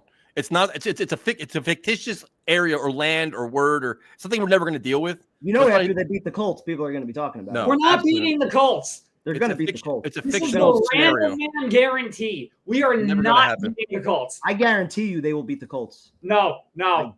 Whatever you want to bet, take the week to think about it. We can make a wager on it. I'm buying a Flacco jersey.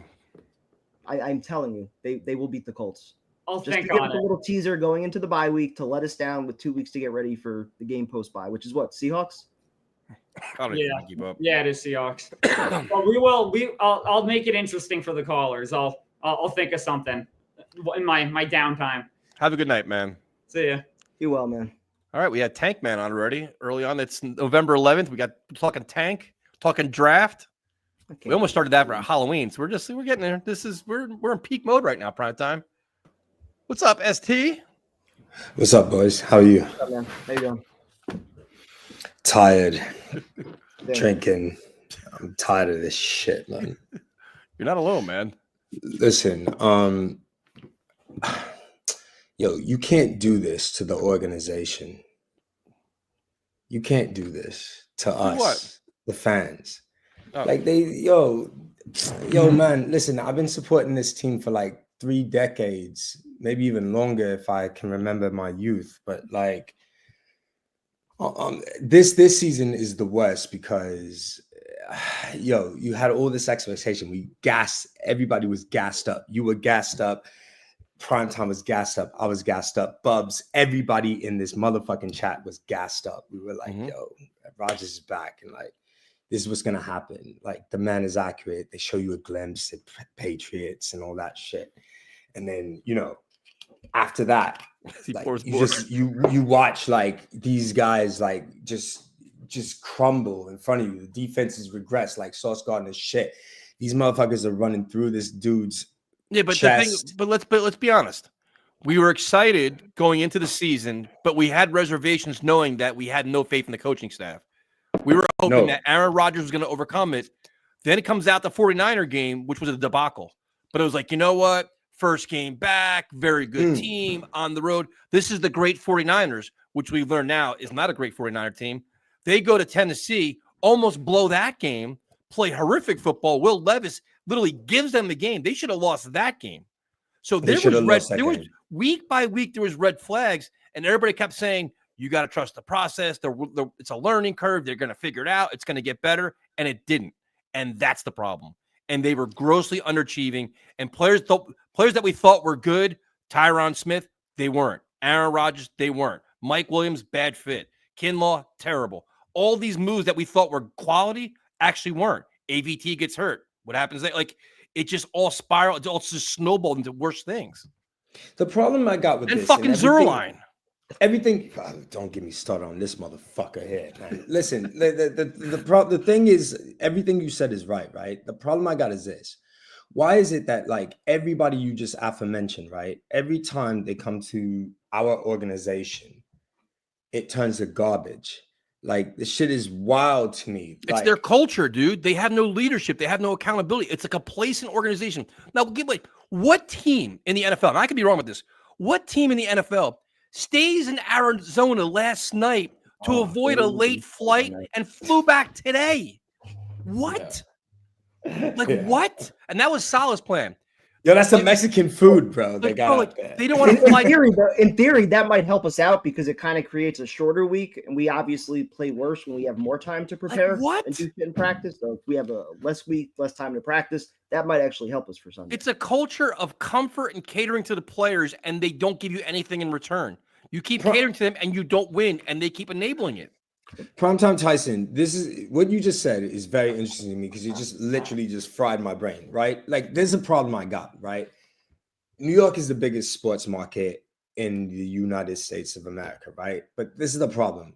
I feel that like season after motherfucking season, like the fans care more. You, me, Primetime, everybody in this motherfucking chat, we care more. Than the players do, like 100%. On the field. These dudes are getting paid mad money. We're doing our jobs. We're doing our 9 to 5. We're doing our extracurricular activities, all of that. And we care more than they do. Yep. That's a problem. You understand what I'm saying? They don't care about winning, dude. That's a problem. For decades, we're invested as season ticket holders year after year. They're here to collect a paycheck. It's part of their job. And then they can do the same thing for another. But you know why though? To the New York Jets. But you know why? Because here to invest them here. Because they've been enabled to accept losing, justify losing, and there's no repercussions for poor play. Commit a personal foul, go back in the game. Drop 3 passes, go back in the game. Lose 5 games in a row, go back in the game. Nothing like there's no discipline. And Sally, like, hey, we want to get you paid, right? That's the mentality. We want to get you paid. Go make plays. Go to not show up yesterday when you have a chance to literally save your season, and they came out with a complete no-show performance with not a care in the world, spoke volumes. Yep. There, you know what this team is really all about. Yo, I mean, but you called it. And look, and like I'm sick and tired of everybody like going on the tweets and the X or whatever the fuck you want to call it, and then dicing out their comments like, oh, you're negative. No, listen.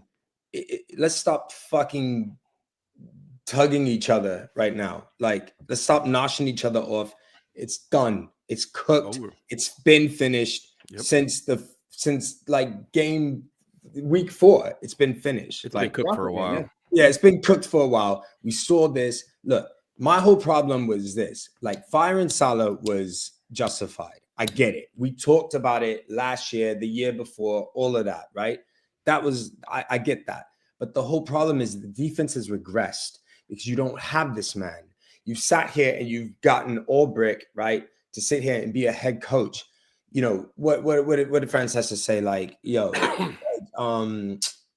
he doesn't have anything to do with the defense. He's a fucking head coach. Of course, he has everything to do with everything that goes on. Still calling the plays.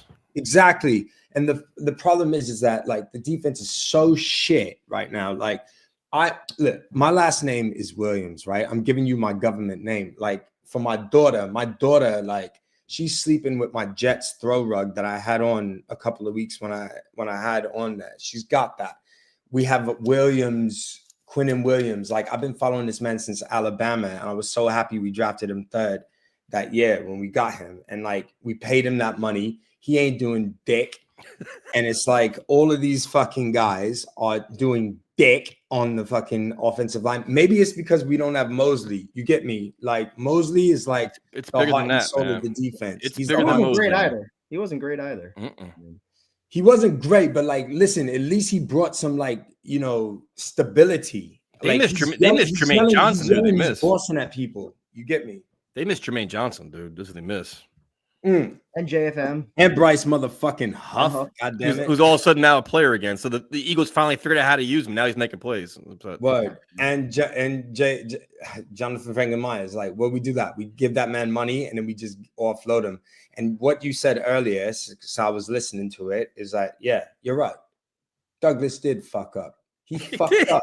He fucked up, bro. He fucked up. Why decimate like one of the best defenses in the league? You fucked up. Son. The one strength of the team he actually made worse. So he fucked up. ST, thanks for calling in, man. We appreciate it. Yo, boys. Have a good night, man. Peace. Have a good night, man. Bless. Callers are bringing it tonight, man. I expected this though. I knew this was gonna be one of these shows. It was just It's deserved. What's up, man? What's up, man? It's back. That shirt never go. That's our best shirt. Rip it off. It's our best shirt. It's never gonna go out of style.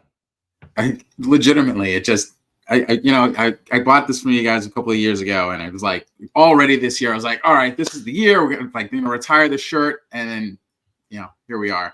We're back. I got to give Romeo and Primetime you guys credit yesterday. Like, you guys like still thought that they were gonna do something and like cared. I was watching, but I was like, no hope. I mean, I think I was already kind of like in Tyson's camp. If Tyson was on the stream, I would have just been like, yeah, I don't really care. Oh, look, they messed up again. What a shot. I had some hope before the game, but then first drive in, you kind of sensed exactly where the game was going. It was just utter disappointment. And I have to be honest with you, the last couple of weeks, I mean, like, I was kind of like not happy about them winning last week, because I was just kind of like, oh, okay, they're just going to screw us. And like, was mentioned earlier, they're going to win a couple of games, and then we're going to get some pick in like the 19th pick or something like that, and nobody impactful. So I agree with you guys. Like, we just need to just kind of like clean house. Unfortunately, we need a Parcells type, cleaning again. And I just don't see that out there. So what's your remedy? Like, do you consider a Gruden? Do you go the Rex Ryan path? Do you try to get a Cliff Kingsbury? Like, how do you address this? I mean, I would like Gruden, but I mean, as our Aussie friend brought up, I mean, like, I think, the emails thing, that can be something that, they're going to have to kind of like, if they do go down that route, there's going to be a whole lot of people that are not going to be happy about that.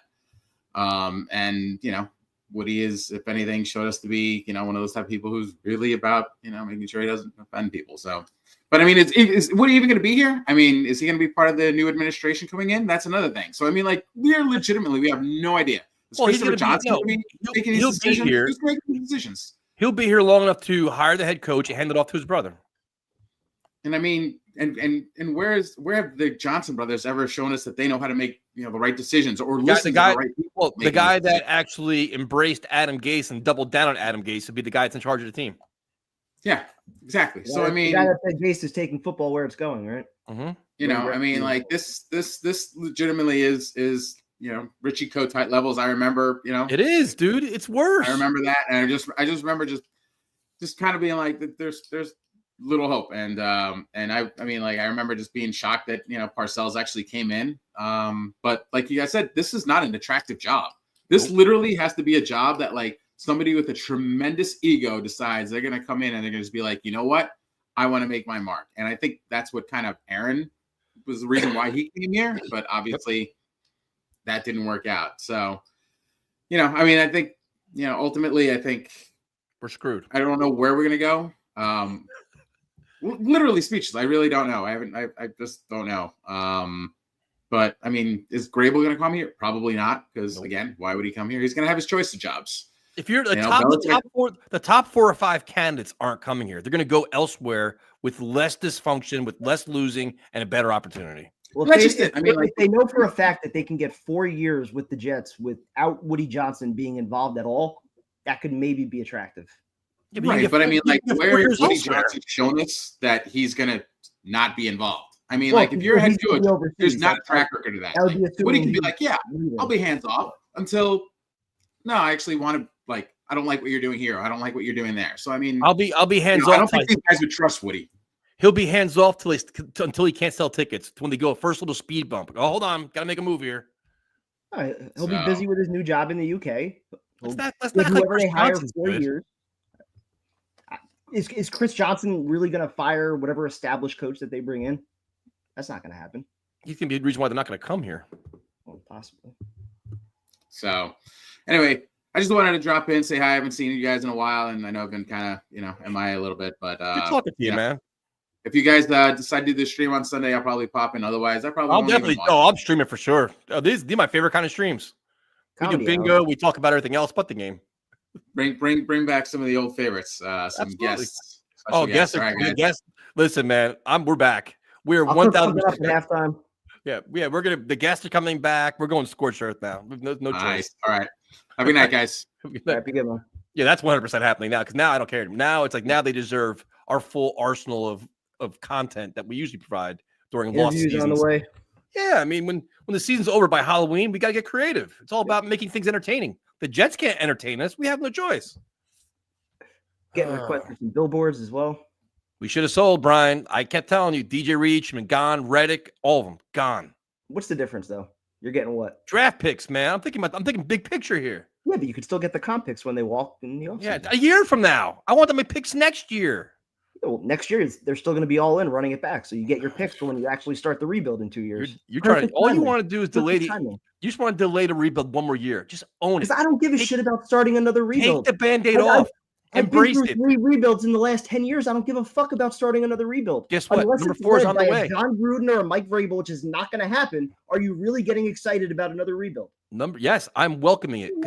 It's a whole new because then we got a process, man. Didn't you just make a video? Reality check. But They're not coming here. No, I'm gonna tell you how this works. For putting a first-time coach here, you're really trusting that person to lead this massive rebuild, this massive culture change that the Jets need. You're trusting a first-time guy. No, but I gotta tell you how it works. This is how it works. The Jets are gonna hire a general manager that we've never fucking heard before.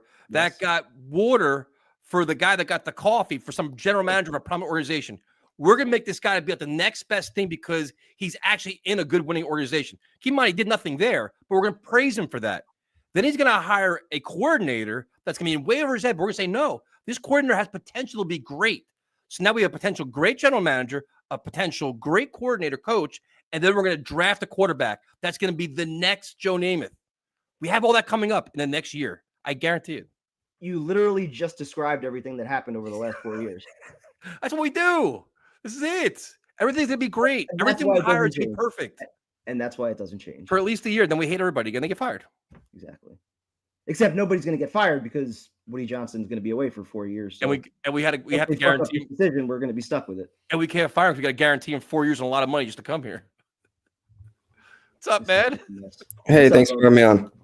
So last year, 2023, I was the leader of the Bag Coalition.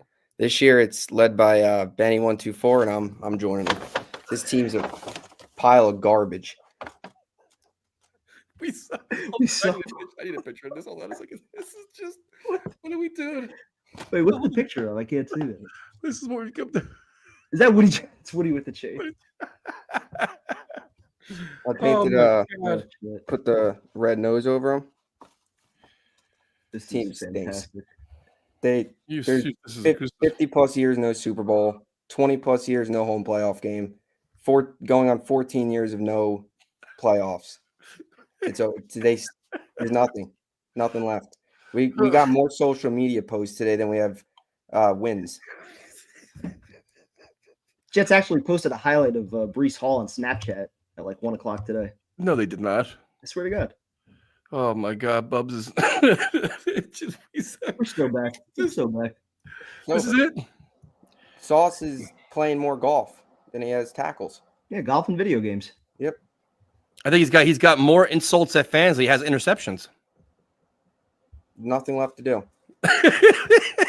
How did we get here? It's November 11th, and we're here again.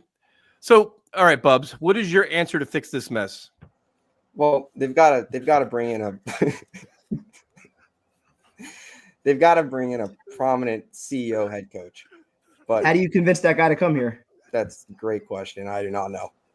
I mean, there's nothing. I mean, you got 3 choices. You either can crash for Cam, suck for Shadur, or go all in for Jalen. So then once they win 7 games and they're picking 12th, what do you do? I mean, that's where you probably enter the If you're not bad enough, mediocrity is the worst place to be in the NFL. So if you're not bad enough, you probably go into training camp next year. Tyrod, Jordan Travis, see what you have in Jordan Travis. And if he's good, great. If he stinks, then you tank and then you get Sounds like the Manning in Josh McCown years. 2026.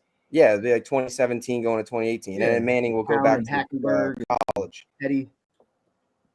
Oh my God, this is where we're at. They stink. I got a question for you. How many building blocks do you think are on this roster right now? I like Garrett. Garrett's the only one I would keep. I would trade Sauce immediately. You guys made a point. I said it a couple weeks ago about how they kickstarted this rebuild with Jamal Adams trade. Yeah. I would kickstart this rebuild by moving on from Sauce. I mean, you're never going to win the battle with the fans in this market. You're never going to win it. Players especially he wants that mega monster, highest paid cornerback in football contract. Yep. Players and come and go. You're never going to win the battle also when your play looks like shit because of effort. Yep. Mm-hmm. In New York, like you can play like shit, but if you got the effort, like usually fans will give it a pass for a little bit. When you're not showing any effort and you don't look like you want to tackle, that's the shit that's just not excusable. Yep. The fans are always they're gonna be here forever. And it's nonsense that he said he only missed one tackle. He's been awful at tackling all year. Like you got to put on some size or something. You stink right now. There's no accountability. It's the culture that's here. It's justifying losing. It's the no urgency. Remember Saleh, last year, 2 years ago, he said his goal here is to make sure players get paid. That's his goal. And that's set the culture here that it's all about the name on the back of the jersey, not about the name on the front. It's just and they also said that their defense is too good to fail, and they repeatedly 85 Bears to stubbornly change anything about the way they play defense. Yep. And they continue to get picked apart in the run game. They continue to look soft as hell in coverage. Mm-hmm. Defense continues to regress. And Mike Williams, first game as a Steeler. How many years do we have to go by? The Jets, it's one or two guys. They can never use any of these depth pieces. Like they're so smart than everybody to move on from. They're so much smarter than everybody else to move on from Mike Williams. Cole Hardman, Super Bowl MVP. Yep. Yeah. It's just so they can never find a way to utilize any of these depth guys. They can't. Like I said, building blocks. I mean, it's Garrett. That's pretty much it. You haven't seen it. I mean, who else? Maybe Quinnen, right? Or I don't know. Michael Carter, he's under contract. Oh yeah, Michael Carter. Yeah. But outside of that, you don't. And I cannot. No way. I can't take Rodgers another year. I just can't do it. Me neither. I just can't do it. If he says he wants to come back, what do? Are you just cutting him? Tell him tough shit. Yeah, I'm moving on. I can't. You're just cutting him and taking the, what is it, $63 No, say, Aaron, we're glad you want to come back. What team do you want to play for? Because it's not going to be us. Yep. Adios. I can't do it anymore. He's not the same, and he's going to be only a year older next year. And which coach is going to want to come here? Nobody. With Aaron Rodgers, a 1 year Aaron Rodgers window, and then know that they're going to have to find another quarterback. They're probably not going to be bad. They'll probably be 9-8, losing the wild card. Okay. They're not going to be bad enough to draft a quarterback. So then what? They're going to be they're going to be staring into the abyss again. Well, what if your head coaching hire wants 1 year of Rodgers as they Who would want that?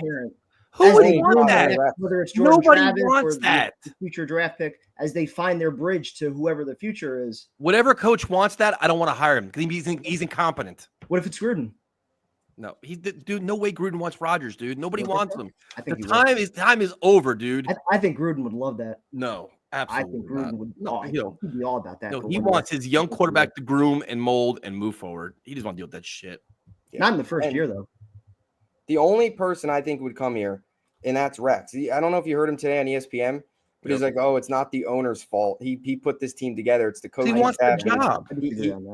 He's already pulling the politics on not blaming the owner, so he can try and get the job. It's the owner's fault because he didn't pull the plug last year. He let the Rodgers injury delay the inevitable for 2 years, and then he fucked up this year by doing it 5 weeks into the season. The ownership will always kill this team. They had a chance. We saw it last year. They should have blown it up. They had Harbaugh. Waiting there. This team is 6-4 at the very least right now. That Chargers team is significantly less. Was Harbaugh going to choose the Jets over Justin Herbert? I mean, probably not, but I don't know. Who knows? We'll never know because there never even was a chance. But that Chargers team, there's nobody on that team. Nobody. And there's a lot of players. And it's and they have a top but that's coaching, Bub. That's coaching. Yeah, That's a program. That's guys that believe in the program and the process. They're competing for one each other. There's leadership. There's accountability. All things the Jets don't have. And remember when Saul said in the offseason that Keith Carter, he feels he saw good improvements this year from him. I mean, it's just it's this franchise never been more broken. They've never been more broke. They're a total mess. I've never been more broken. It's a waste of time watching this garbage every week. 1000% agree.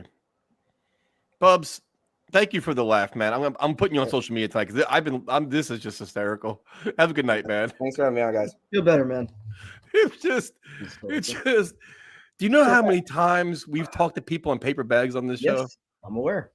This is just. It's never going to end. Never ends. It really never ends. Fucking every November, this is what we're going to be dealing with for the rest of our lives. Yeah, it's never going to change until we're dead. This is until we're dead. This is our curse. What's up, man? Hey, how's it going, guys? Terrible. It is going terrible, and I am not calling, and I'm not sorry to be non-optimistic tonight. I am over being optimistic about the Jets. Good, as all of you are. And I wanted to make 2 quick points. I live in Florida, so I have no Jet fans around me. I work at a car dealership. My boss has been a lifelong Packer fan his entire life. Mm-hmm. And as we were getting Rodgers, he wasn't saying nothing to me. He wasn't saying nothing to me. And as soon as we signed him, he said, Anthony, you guys made a huge mistake. Mm-hmm. And I was like, are you out of your mind? He goes, listen, Rodgers was great for us until he wasn't great for us. Yep. And as he has regressed, his prima donna this is his words, his prima donna has come out more and more. Yep. If he doesn't like you, you're off the team. And he goes, and it was great when he was an MVP and we go to a Super Bowl, but over the years that fell off. The other point I wanted to make was one of my good friends at work, he hates the Jets. I get ridiculed every single week, by him. But we talked today and he goes, he's like, Anthony, for the first time I watched an entire Jets game. He watched yesterday. He chose to watch the Jets game. Oof. And he said, here's what I noticed. They have no structure. Mm-mm. He's like, they're just a bunch of guys playing football. Yep. There's no team. And he's a Colts fan, so he can't brag much about anything. Right. But he's like, there's nothing. He goes, I don't understand it. When they mess up, they don't criticize. They do nothing. He goes, and he's like, I've never seen that. I've never seen a team as incompetent as that. And he felt bad for me. He didn't even ridicule me today. He's just like, dude, I'm so sorry about it. But I mean, I'm over it. Like, I tried a few weeks ago. I fell off, and I'm like, I'm going to root for the Commanders. I just want to have some fun with a team that I can watch. And I can't do that. I'm a Jets fan for life, But this team just breaks your heart. And my father and mother, who God rest their souls, have waited their lives too. My dad saw the first one, but that was it. And it's like, and he got me into this team when I was 5 years old in New Jersey. And like, I'm miserable. And my poor nephew, who's 26, is a Jets fan. And I'm just like, dude, I'm sorry. Long road ahead. I don't know what to tell you, man. But there's nothing to hang your hat on. Like, not one thing to be proud of. Like, well, we have this. There is no this. We have nothing. We've got nothing. We've got absolutely nothing. And it's disgusting, and it's a shame. And one thing I'm going to say, I'm going to jump off, but I want to say one more thing about, I see a lot of people burning their Jets jerseys and their Jets memorabilia. Okay. I'm against that, but I have a plan. What I'm going to do, and I'm going to get rid of a lot of my Jets stuff, but I'm not going to burn it, because burning it does nothing. You're not hurting Woody Johnson. You're not hurting the team. I'm going to be charitable. And I suggest every Jet fan does this. Give all your Jet stuff to the homeless. Because a poverty franchise, to see thousands of homeless people walking around in Jet jerseys and Jet gear, number one, you're providing for them. It's cold, give them some jackets, give them some stuff. And number two, people can see what the Jets are. They're a homeless, poverty-stricken franchise. So don't burn your stuff. Give it to the homeless. I want to see thousands of homeless. I want to see homelessness end. But for the meantime, I want to see thousands of homeless people walking around in Aaron Rodgers, Zach Wilson, Sam Darnold jerseys. It would be great to see. That's what we need to do. Give it to the homeless. Have a great, Well have a, said, man. have a Well great said. night, man. Love you guys. Take care. Be good, man. I'm not gonna lie to you, dude. I gave That's away. not a bad idea. I gave a Good lot of my idea. shirts to the. We had the Salvation Army thing down the street here. I brought a bunch of my jet shit there a couple days ago. I was fucking done. Like, you know, like any shirt that's kind of old, like out. I'm not gonna wear it. Like, what? Yeah, Why? yeah. If I wear anything, I wear like Let's Talk Jets, the hat, the shirts. I don't wear anything with the Jets anymore. I've I got bought plenty that. of shit I that I bought don't that rock one anymore. fucking hat. I bought the one hat after the Patriot game. I want to burn it. I'm so mad about it. But now I'll give it to the homeless. I'm done. I bought the one hat and the sleeveless shirt in the offseason. That's been it for like 2 years. I haven't bought anything else. Yo, man. We must go. Gentlemen, How you doing? Sir. I'm as good as you guys right now. This team, the no effort Jets, Pathetic. pitiful. Hello, Armand. We keep talking. Get this guy. No one's coming here. You know who's going to come here? Ex coaches that are coordinators trying to get a second shot if they can. But that's about it. Why would you ruin your career coming here? Exactly. So how do you sell? Like, what's the selling point of this organization? Nothing. Like, what do you like? You're the only thing you're literally selling is the opportunity to be in charge or coach an NFL football team. Other than that, there's no selling point. It's not the stadium. It's not the winning culture. It's not the players. It's not the salary cap. It's not the quarterback. What exactly are you selling somebody? There's nothing to sell other than the opportunity to be a part of an NFL team. That's it. Exactly. There's nothing. Absolutely nothing. What we need is some sort of tax evasion thing that Woody's behind that he can get convicted on and have forced to sell the team by the league. That's about it. Because, but like, isn't it? I think. But are you disappointed with where the direction of with just Sauce? Like Sauce, we thought was different. Like we mocked Jamal Adams for all the things he did and how he left as a tenure of the Jets. Look at what's going on with Sauce now, where his plays regressed. He's not the leader we thought he was. Now he's attacking fans and doing stupid shit and deleting tweets. It comes from frustration. I'm sure they. But it comes from maturity. It comes from your leadership. It comes from what kind of player you are. When the going gets tough, how do you handle it? How do you handle adversity? Are you a front runner? When things are good, you praise yourself. When things are bad, you hide and you act like a jerk. Yeah, but he's still young. But he's still he sees what kind of coaching staff he has. There's no culture there. Yeah, but you have the choice to. But as an individual, you have a choice of how you want to carry yourself.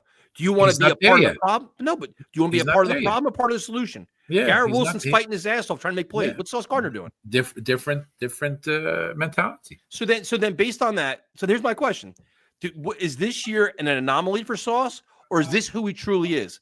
Because you got to decide next year. Do you want to give him $100 million contract, or do you want to trade him that? No, let him walk. So how do you evaluate him? Like what player do you evaluate? What he was his rookie year, or what you're seeing this year? Who's evaluating him now? Well, I'm asking you. I wouldn't give him a. He's not shown consistency. Or does a Rex Ryan or a John Gruden or Mike Vrabel make Sauce the player that we think he is? It's a possibility. Well, that's the good news. It's only year 3. You don't have to make a decision about him after this year. So whoever that new coach is, you give them a year decisions to implement their program, set their standard, and either Sauce can adjust to it or he can get out. It's going to start next year. Whoever comes in and puts that team in a meeting and have one of his coaches open the door. Who wants to be on this team? Stay. So everyone's just walk out right now, because I'm not going to tolerate any of this shit from this point on. But that's got to start with the general manager. Exactly. Or the general manager who hires the coach. And then have the same mentality. But there's also, this is my concern. And now this is me just being a completely negative prick right now, is you could have a general manager who says, you know what? I want to clean house. I want to do this. First thing I do, my plan. Now, keep on. This could be a very good general manager. My plan, we got to trade Sauce. And Woody Johnson goes, absolutely not. We're not trading Sauce Gardner. I want him on this team. Well, then that's going to be the reason you're not getting a top flight GM. And that, but is that now not you become a lame duck GM at that point? But that's why you don't take the job. But that's my concern. Where it's like, I think at some point you got to recognize what the Jets are. They're not one player away. They have a lot of problems right now. Where if you wanted to recoup assets like the Jamal Adams trade, you consider trading Sauce. I have no problem. I don't give a shit at this point. But then it's like, would the Jets be willing to even do that? Or they'd be like, you know what? Woody Johnson told us they're the best team he's assembled in the last 25 years. He'd be like, you know what? I have to keep this score together. So if your plan includes trading Sauce or Brees, I'm out. That's gonna be. He also said that he's never seen this team so energetic with Ulbrich. A lot of energy coming out of that team. So I mean, there's going to be some tough decisions that have to be made, but you want the right guy making that has conviction in what he's doing and not going to be persuaded by Woody Johnson or Chris Johnson for that matter. They're gonna seek somebody out and ask their opinion, and they're gonna guide them the wrong way, and because they can't think on themselves. Nope. They'll need some kind of consulting. They'll have to hire some kind of help them. Yeah, they'll hire a coach who's the Babe Ruth of I'll tell you what. The whole Pete Carroll thing, if they brought him in to be a consultant, I wouldn't hate that idea at all. To help them oversee what's going on as they try to find a football operations guy. If that's the plan they took, I wouldn't hate that at all. Don't give me this Corn Ferry bullshit. Don't give me the shit they did in the past, Charlie Casserly. Fuck that idea. We've been there, done that already. But I don't think you're talking, what is he, 82? Is he that old? He's like 79. He's in his 70s. 79, 80, but still. Does he have it in him? But as a consultant, a football guy helping oversee what's going on and giving you direction, because Woody Johnson and Chris Johnson don't know shit. The fucking other guy up there doesn't know shit. As a consultant, at some point they're gonna have to listen to him. He may come up with something, and they're gonna tell him, "This is not gonna sell seats." I'd rather have some kind of football guy in the room other than these two. No, I agree with you. I agree 100%. They need the football guys to run the team, but if they don't give him the power to do things, Eventually, James Dolan learned. Johnson's eventually have to learn. They got to find the right guy and just completely step aside and let them do shit their way. That's the only way this thing is ever going to get. He did it with the Rangers at first, but wouldn't let go of the Knicks until recently. So these guys have to sit back and this. They have to realize, but I think his ego is too big to let go. It's the only way we're going to get the guy that's capable of fixing this massive problem. I agree. The only way. Yeah. But you have to say, I'll give you full control. Like there's got to be somebody that tells Woody Johnson that your team is a desperate situation right now. Like the league should be doing that. Like there's got to be somebody in his little inner circle other than worry about him wearing his fucking chain and says, "Listen, man, you know what? First of all, you look like a jackass wearing your chain. Second of all, your team is in shambles and you're a laughing stock of the NFL." Yeah. I mean, the league should go to him and talk to him. Say, hey, you got to put some structure in here. You're a New York team here. You're East Coast. You need to represent. They've made the playoffs in 14 years. Exactly. People are going to remember that. Okay, you want people to watch this team on primetime? No, not anymore. You put them on there, and you got nothing for it. The league has to interject, just like other GMs have interjected in other sports. They don't do it. This guy won't do it. They need to speak. You haven't found the scandal yet. That's why. Not a scandal, but the league wants to make more money, so they need to make all these teams look good. Or not. It's just like at some point, like if Woody Johnson, any kind of successful business person, he's got to realize he's involved in a bad business right now. You have one of the worst teams in the NFL. He's making money. What's he know about business? What's he know about business? He inherited everything he got. I agree with you, but I'm saying at some point you would think that somebody's got to say, "Listen, man, look at the results on the field. Look at what you're doing." Do you think he really cares about the results on the field when he's making money? Well, that's because everybody doesn't matter who fills up the stadium, whether it's Jets fans, Colts fans. The only thing is not selling tickets. People need to just surrender their seats and that's a good majority of people. It doesn't make a difference. It's got to be a huge number. Yeah. If anything, it would more just be an embarrassment having the stadium empty during all these games. He makes money on the TV rights and the merchandise and everything. Yeah. They should get him off the TV. They should leave him on radio. I like that. I like that. This is what our chat's more focused on. What's up, fellas? Flying into JFK from Vegas. Primetime, how was your date? Date went well. Thank you. Is there a second date? Yes, there will be a second date. Woo! Man. Are there wedding bells? First date, come on. Third date. The third date. That's when the love word comes out. Yeah. That's when primetime starts missing streams. That's when primetime does no more videos. Even worse, after the date, I get home and I get like screenshots from the chat during our stream yesterday. It's fucking ridiculous. This chat forgets nothing, man. They remember everything, especially when we suck like this. Like nobody cares about football anymore. Now it's about all the chaos. You know what's worse is that there's no light at the end of the tunnel. There's no tunnel. There's no light in my apartment either. That's true. There's nothing. There's nothing. You don't have nothing to look forward to. No, That's the worst part of it. There's nothing to look forward to. Even if you had the first 10 number one picks from 1 to 10, you had all those as a team. You still got nothing to look forward to because you don't know who's running the team. Nope. But you know what you do. But you know what you do know? You have to pay more for season tickets next year. That's what you do know. Well, you don't have to. Not me. You don't have to. I'm That's the thing. Shit. You don't have to buy jerseys. You don't have to buy food. You don't have to buy beer. You don't have to buy anything. Hold the whole time out. Oh, you mean at the stadium? That's saying buy beer completely. It's not that's not crazy. Anything at the stadium. Yeah, just not in LA. Yeah, not $20 beers. No, don't have to pay for $80 for parking. You don't have to do nothing. Nobody goes to the games. No, but beer is required no matter where you watch them. It's just it's necessary. That's fine. That's fine. But I'm saying it's like a coping mechanism. Stop buying. Don't put them on primetime games. Don't do nothing. No, don't talk. Put the worst announcers doing the game. Make them the least watchable team. He can't make money. That's the problem. And that's where his mind is. He's just making money, but he doesn't realize winning makes more money than what he's doing now. Yep, I agree. All right, and this is what we have to look forward to. Since 2000, when he took over this team. You need to be responsible for our next phrase for our T-shirt. We gotta make a new T-shirt. I know, I guess self-inflicted wounds is kind of already. A lot of teams have those now, so now we gotta think of something different. Well, I'll think about it. It'd be gloom and doom. We gotta get some kind of T-shirt out. We can make it for like our New Year, just as we embrace a whole new rebuild. Instead of trusting the process, rebuilding since 1969. I don't know, something. Just put like a tunnel and put here. Where's the light? Trust the rebuild. Just a little hamster on a wheel. You could do that. The hamster on a wheel. Put Woody in the hamster wheel. Do that. Okay. Have a good night, man. You too, man. Be good. Be well, man. This show's been a doozy. Holy shit. What's up, man? Nothing less. What's up, man? How y'all doing? Better. This is what we do, man. I don't know what to say. I'm the just right now. I'm just chilling and relaxing like they did yesterday. Basically. Yeah, you're like the Jets defense. Yeah, because 6 points against and here's the crazy thing. That Arizona defense is horrible. They give up 22 points a game, and yet we can't sniff the end zone. We kicked 2 field goals yesterday. Yep. And that's a reward in itself, because if it was Greg Zuerlein, we probably get shut the fuck out.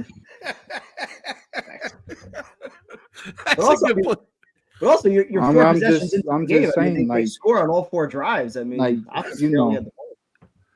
we Arizona, forget the.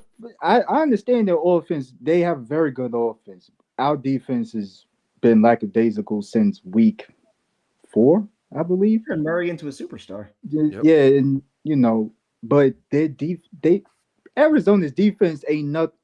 If anything, talent-wise, is worse than our defense. But they somehow managed. Wait, are you surprised? We lost to the Patriots, dude. Like, this game doesn't surprise me. Like, when you look at who the Jets have already lost to, this game was predictable. It really was. Like, you go into the game saying what? Stop the run, contain Kyler Murray, watch out for Trey McBride. All the things were obvious. Basic tackling, be aggressive up front, convert in the red zone, all these things. Ulbrich even said they spent the week working on slowing down Connor with tackling. That was the point of them all week during practice, and they missed 25 tackles. They did. We need to find out how they practice, because for y'all to be coming in lackadaisical like that they don't care. They don't care. Like, this is the defensive mindset. It's a mindset when you want to tackle somebody. If you want to be physical, if you want to be tenacious, if you want to win the game, it's a mindset. They don't give a shit about winning. They don't care about competing. They care about collecting a check, getting the season over with. That's all they care about right now. So it's super unfortunate. And then we got guys arguing with fans on, you're an ineptitude organization when fans can see the lack of effort, when fans can see that, our own owner is trying to give us cash grabs every week just for us to come to a game for y'all to not even be physically within the game.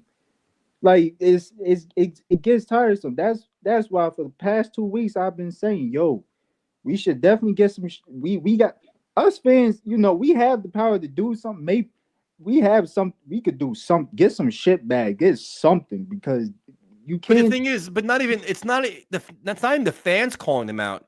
You have legitimate analysts breaking down fake. Like Brian Baldinger's roasting the Jets with legitimate. Like I don't know what the fuck they're doing here. Dan Orlovsky break down the offense. I'm not really sure.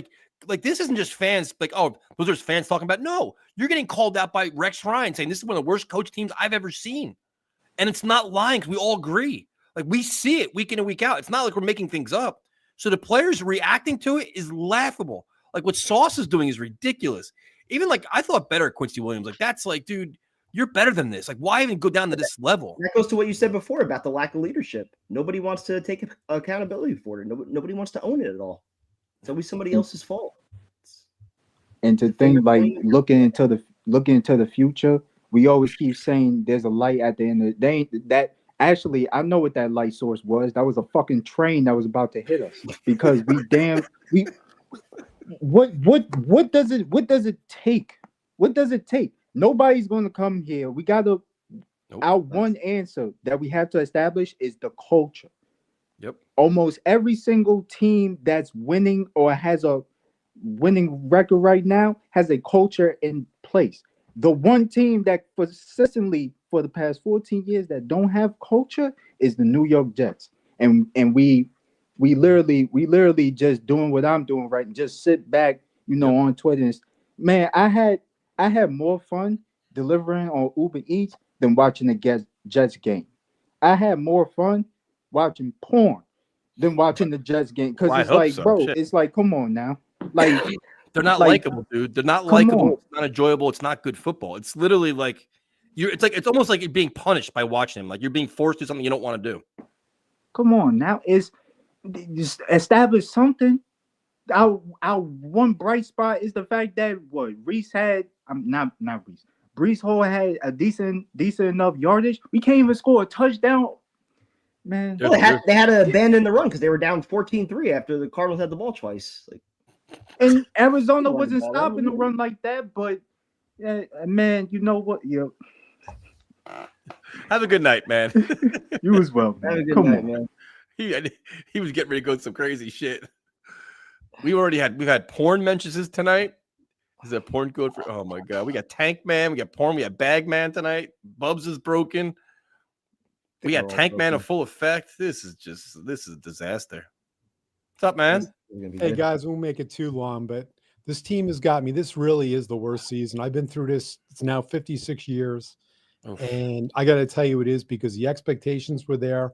On paper, it looked like we had a team, everything else, and they stomped. And not only that, it's just so bad. This is not losing close games. This is just so bad. And what makes it even worse, I've been through a lot of bad years with the Jets, but you know something? In those years, you could always count on a couple of games, even if they were meaningless games, that were fun. You know what? I saw Namath when the Jets had nobody. They'd get into matches with. They were one time playing Oakland against Darryl LaMonica. They were airing the ball out, and it was fun. There was not one game this year that was fun. People told New England that wasn't a fun game. That was fun. That was fun for me. It wasn't for me. You know what? Because it should have been a hell of a lot more than that. And it was just, even though they beat New England, it was bad. It was still early enough in the year that at 2-1, there was still some glimmer of hope. Glimmer of hope. It was hope, but the games themselves, if you look at them, the Titans game was a mess. The San Francisco game obviously was a total blowout against a team that wasn't weak. And then I'm looking at this and I'm saying none of these games are fun. And you know what? Football is still entertainment. It's a sport. People say, well, it doesn't matter if you win ugly. Yeah, it does. And this game doesn't have it. And I've been thinking about that a lot with the history of the Jets. One of the reasons that the Jets were successful in the 60s, Sonny Werblin, who owned the team before Leon Hess took it over, and he did a number on it too. Werblin was a showman.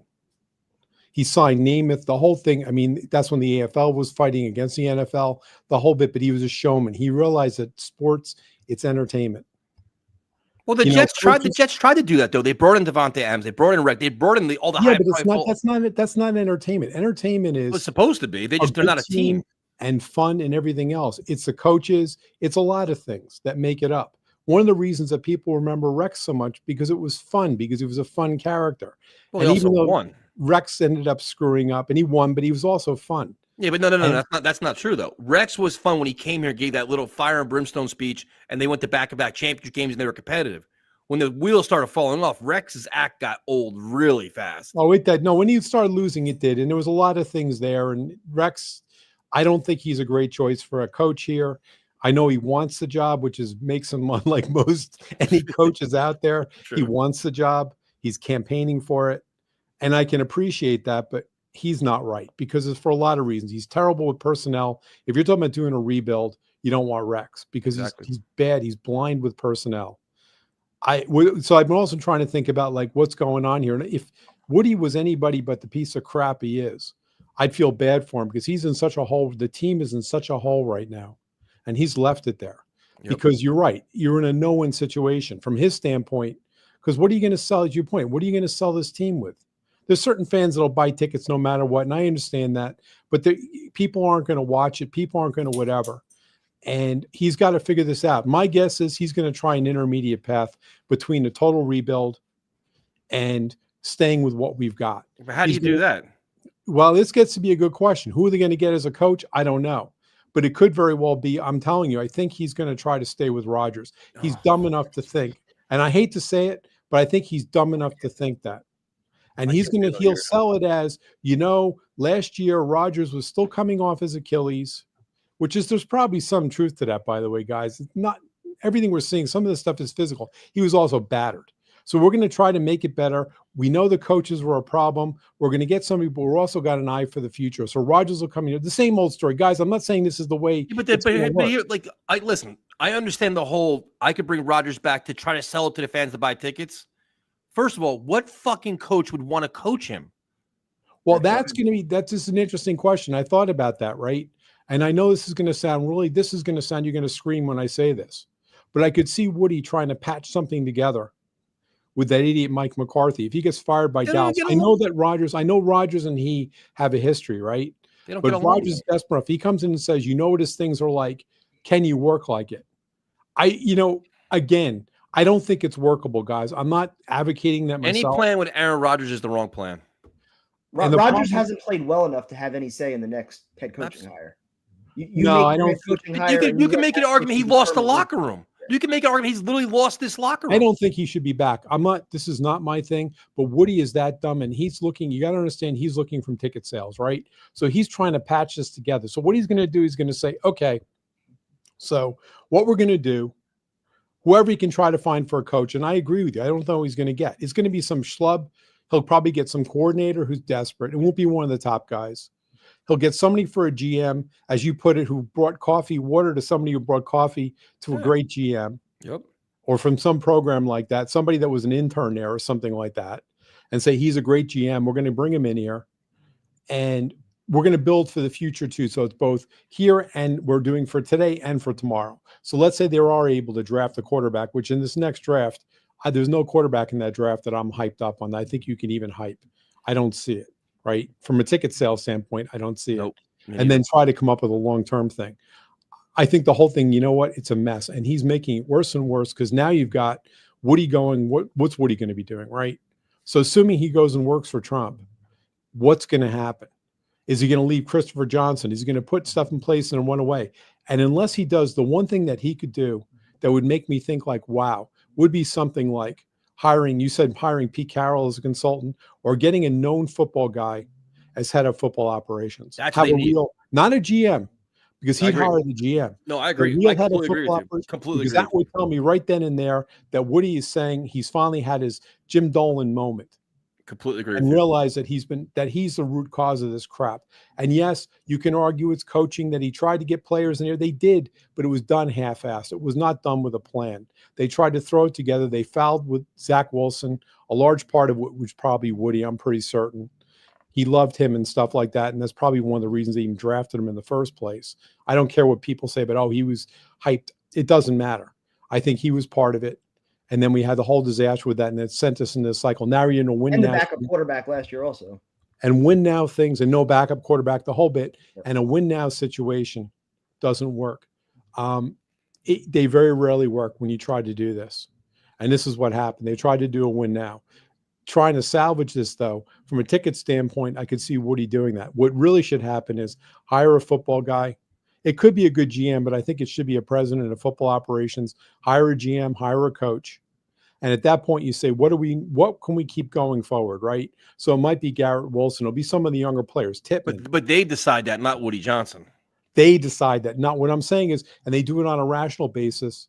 And they're saying, okay, and it's a rebuild. Is it going to be a total gut job? There's some players in the team. But you got to have. But see, the thing is, I agree. But they need a concise, clear blueprint that we can see. They need a plan, and that's the thing that the Jets have not had. We keep hearing with the spin, wash, recycle every 4 years. We have a plan, and it's obvious they didn't. They didn't know what the hell they were doing. They didn't, and half of it was Woody, half of it, they just don't. They don't seem to have a vision. Well, no, but listen, it's Woody Johnson made a lot of bad decisions. But let's be honest, Joe Douglas fucked a lot of things up too. Oh no, Douglas! Don't get me wrong. And like I said, I think Douglas had some right instincts. He's probably a pretty good person as a personnel person, as a recommender, and not as a final decision maker. Because there are some people he saw. I think he knows enough, but he, as a GM, he screwed the defense. He let people. Some of his decisions, you look and say, "What the hell are you trying to do?" Personally, I think he was right about Reddick. I think he was right about with Devontae Adams hesitating there. And of course, Woody has now wiped him out because I thought for a while. Yeah, but it goes way before that, dude. It goes, look at Zach Wilson, Mekhi Becton, the hiring of Saleh, the handling the offensive line, the backup quarterback spot. When you really break it down, the last couple of years is ultimately them trying to chase all the failures from the first. They're putting Band-Aids on everything. Oh, no, his first draft. Line, the quarterback, bad coaching hire. They're trying to correct all these mistakes. It was too much. I don't think Joe Douglas is a good GM. He's not. I think in some cases he has instincts, right? He might be good as an advisor saying, you may want to look at these guys, but somebody else needs to be making the decisions. Some of his decisions, I don't know what the hell he was thinking. We saw that with Huff. We saw it with a lot of these things. That they had a defense that was working. Why dismantle it? Why change? And he did.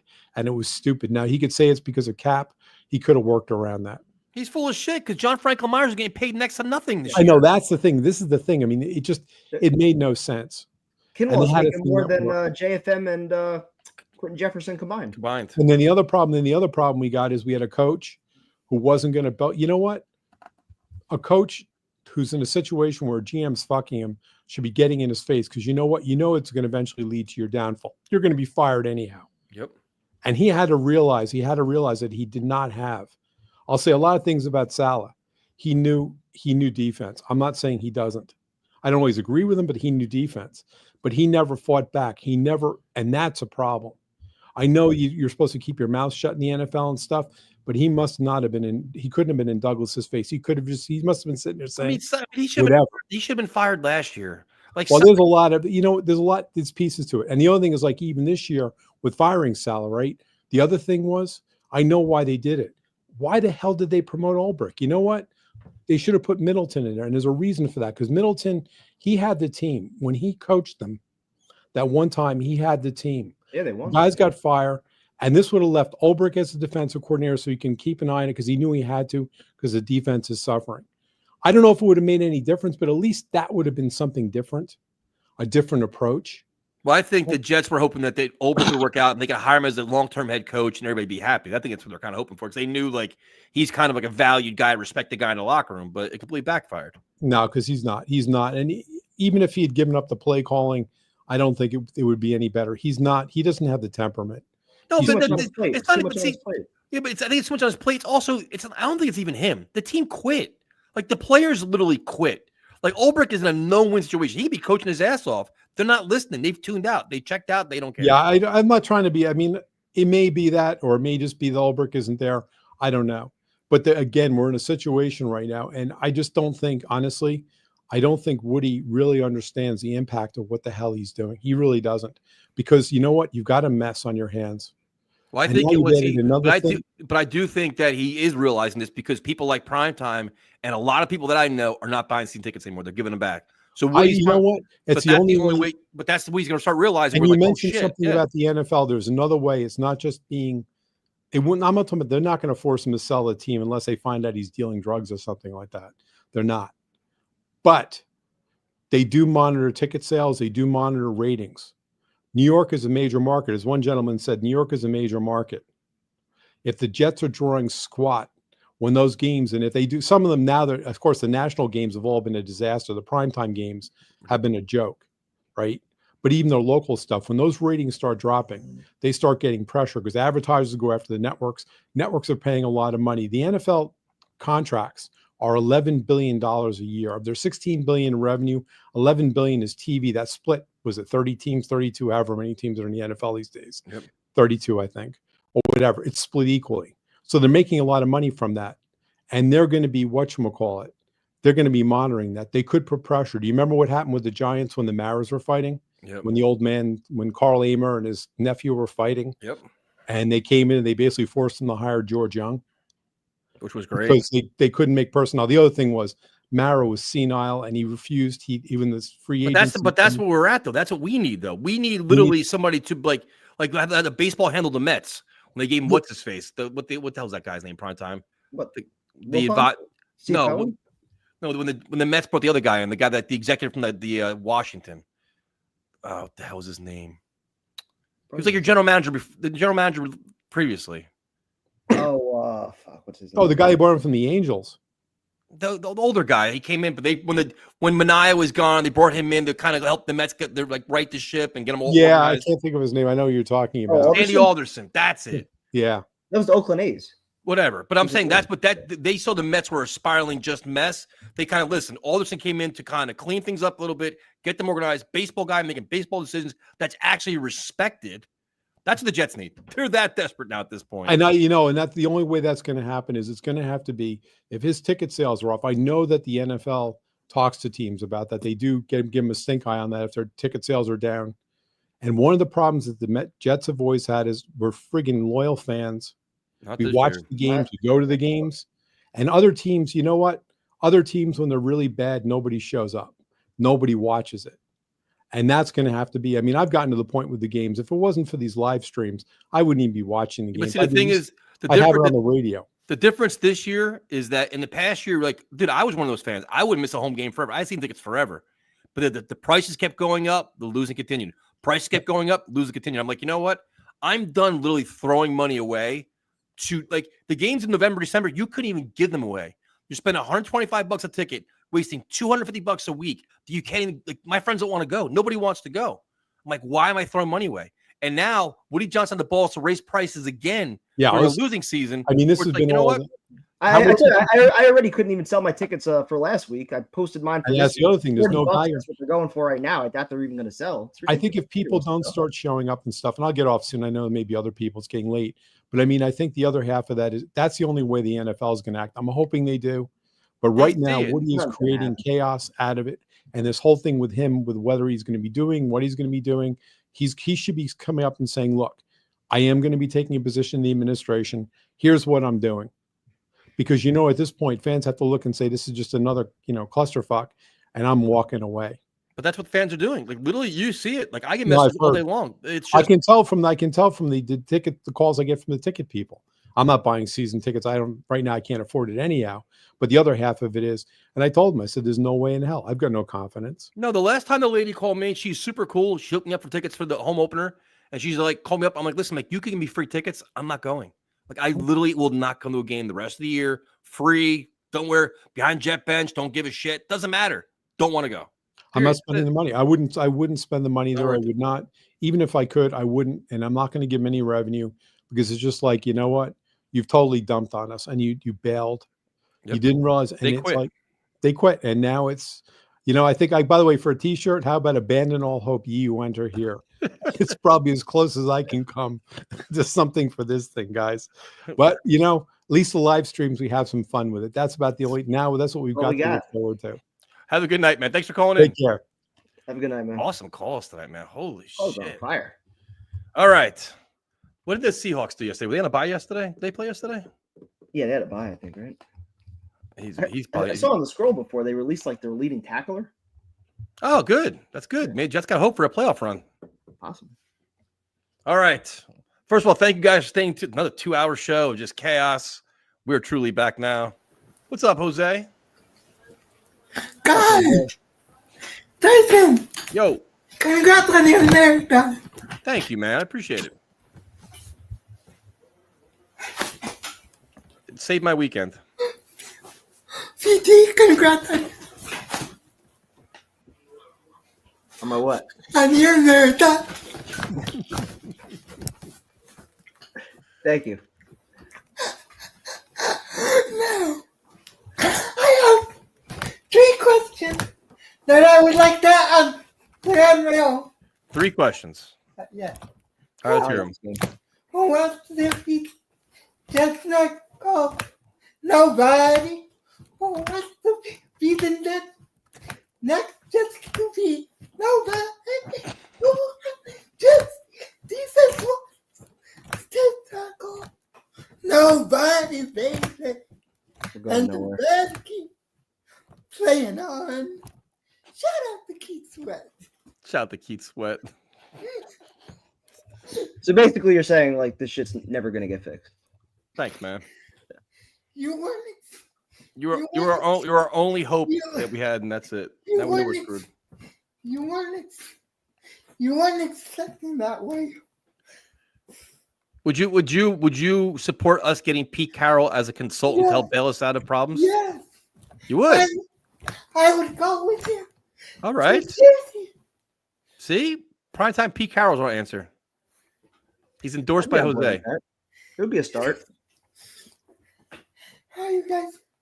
Well, I know how you guys are doing, but anything positive to look for any interviews. I can assure you that my creative juices have now been inspired watching yesterday's game. Nope. That any progress we may have made with any kind of public relations with the Jets will be gone by December 1st. I think possibly sooner. Yes, there's for anybody that's we're going back scorched earth again here. This is what we do best. I think Primetime's creative. I got some things. Creative juices. They're flowing. Jose, good to see you, man. You enjoy your bye week for the Seahawks? Yes. I bet you did. I can't wait for the Seahawks. Jets. Who are you rooting for? Can I? I'm rooting for the Seahawks. Can I? Plug my channel. Go for it. Of course. Sports Talk with Jose Rodriguez. We are live every Thursday and Sunday. Thursday night football, all day football on Sunday. You got it. With that, I'm out. Love you guys. Love you, man. Good night, man. Be good. Do you guys think we get the 5 wins? Absolutely. Yeah. Absolutely. We'll get to 6 or 7. Oh, 100%. Just to screw up the draft pick. You find out the number that's going to screw Jets draft position the most, and that's how many wins we're going to get. So I'm thinking probably 7. And they'll celebrate like it was a Super Bowl. Colts, Jacksonville, and Miami. Those are the games you're going to win. Yeah, I can see that. So now there's a rumor that NYJF just doesn't do shows anymore. We're working on something. Mm-hmm. Is Ed going to finally admit that we were right, or is it too soon? No, he probably will. He's pissed. We're all pissed. Mm-hmm. There's a few things though that are going to be coming out soon. I think everybody will enjoy. I hope so. I can't be carrying all this bad energy all the time. I need some help. Should have been on the stream yesterday. Oh, I could. That was a freaking doozy. Dude, I would have broke things. I would have literally probably broke things. There's no way. There definitely would have been a headset broken. There was no way. It's impossible. I didn't even have the anger in me anymore. Oh, I did. It was just like, this is what this team is. They've proven it's who they are. They are what their record is, like you always say. It's what they are. All right, so stay tuned. There may be an NYJF stream or not. We don't know. We never know with these guys. But streaming Sunday, I can't wait. Jets, Colts. Now the games are back. We can just drink our faces off and not care. Like no analysis. Nothing matters anymore. Sunday's going to be fun.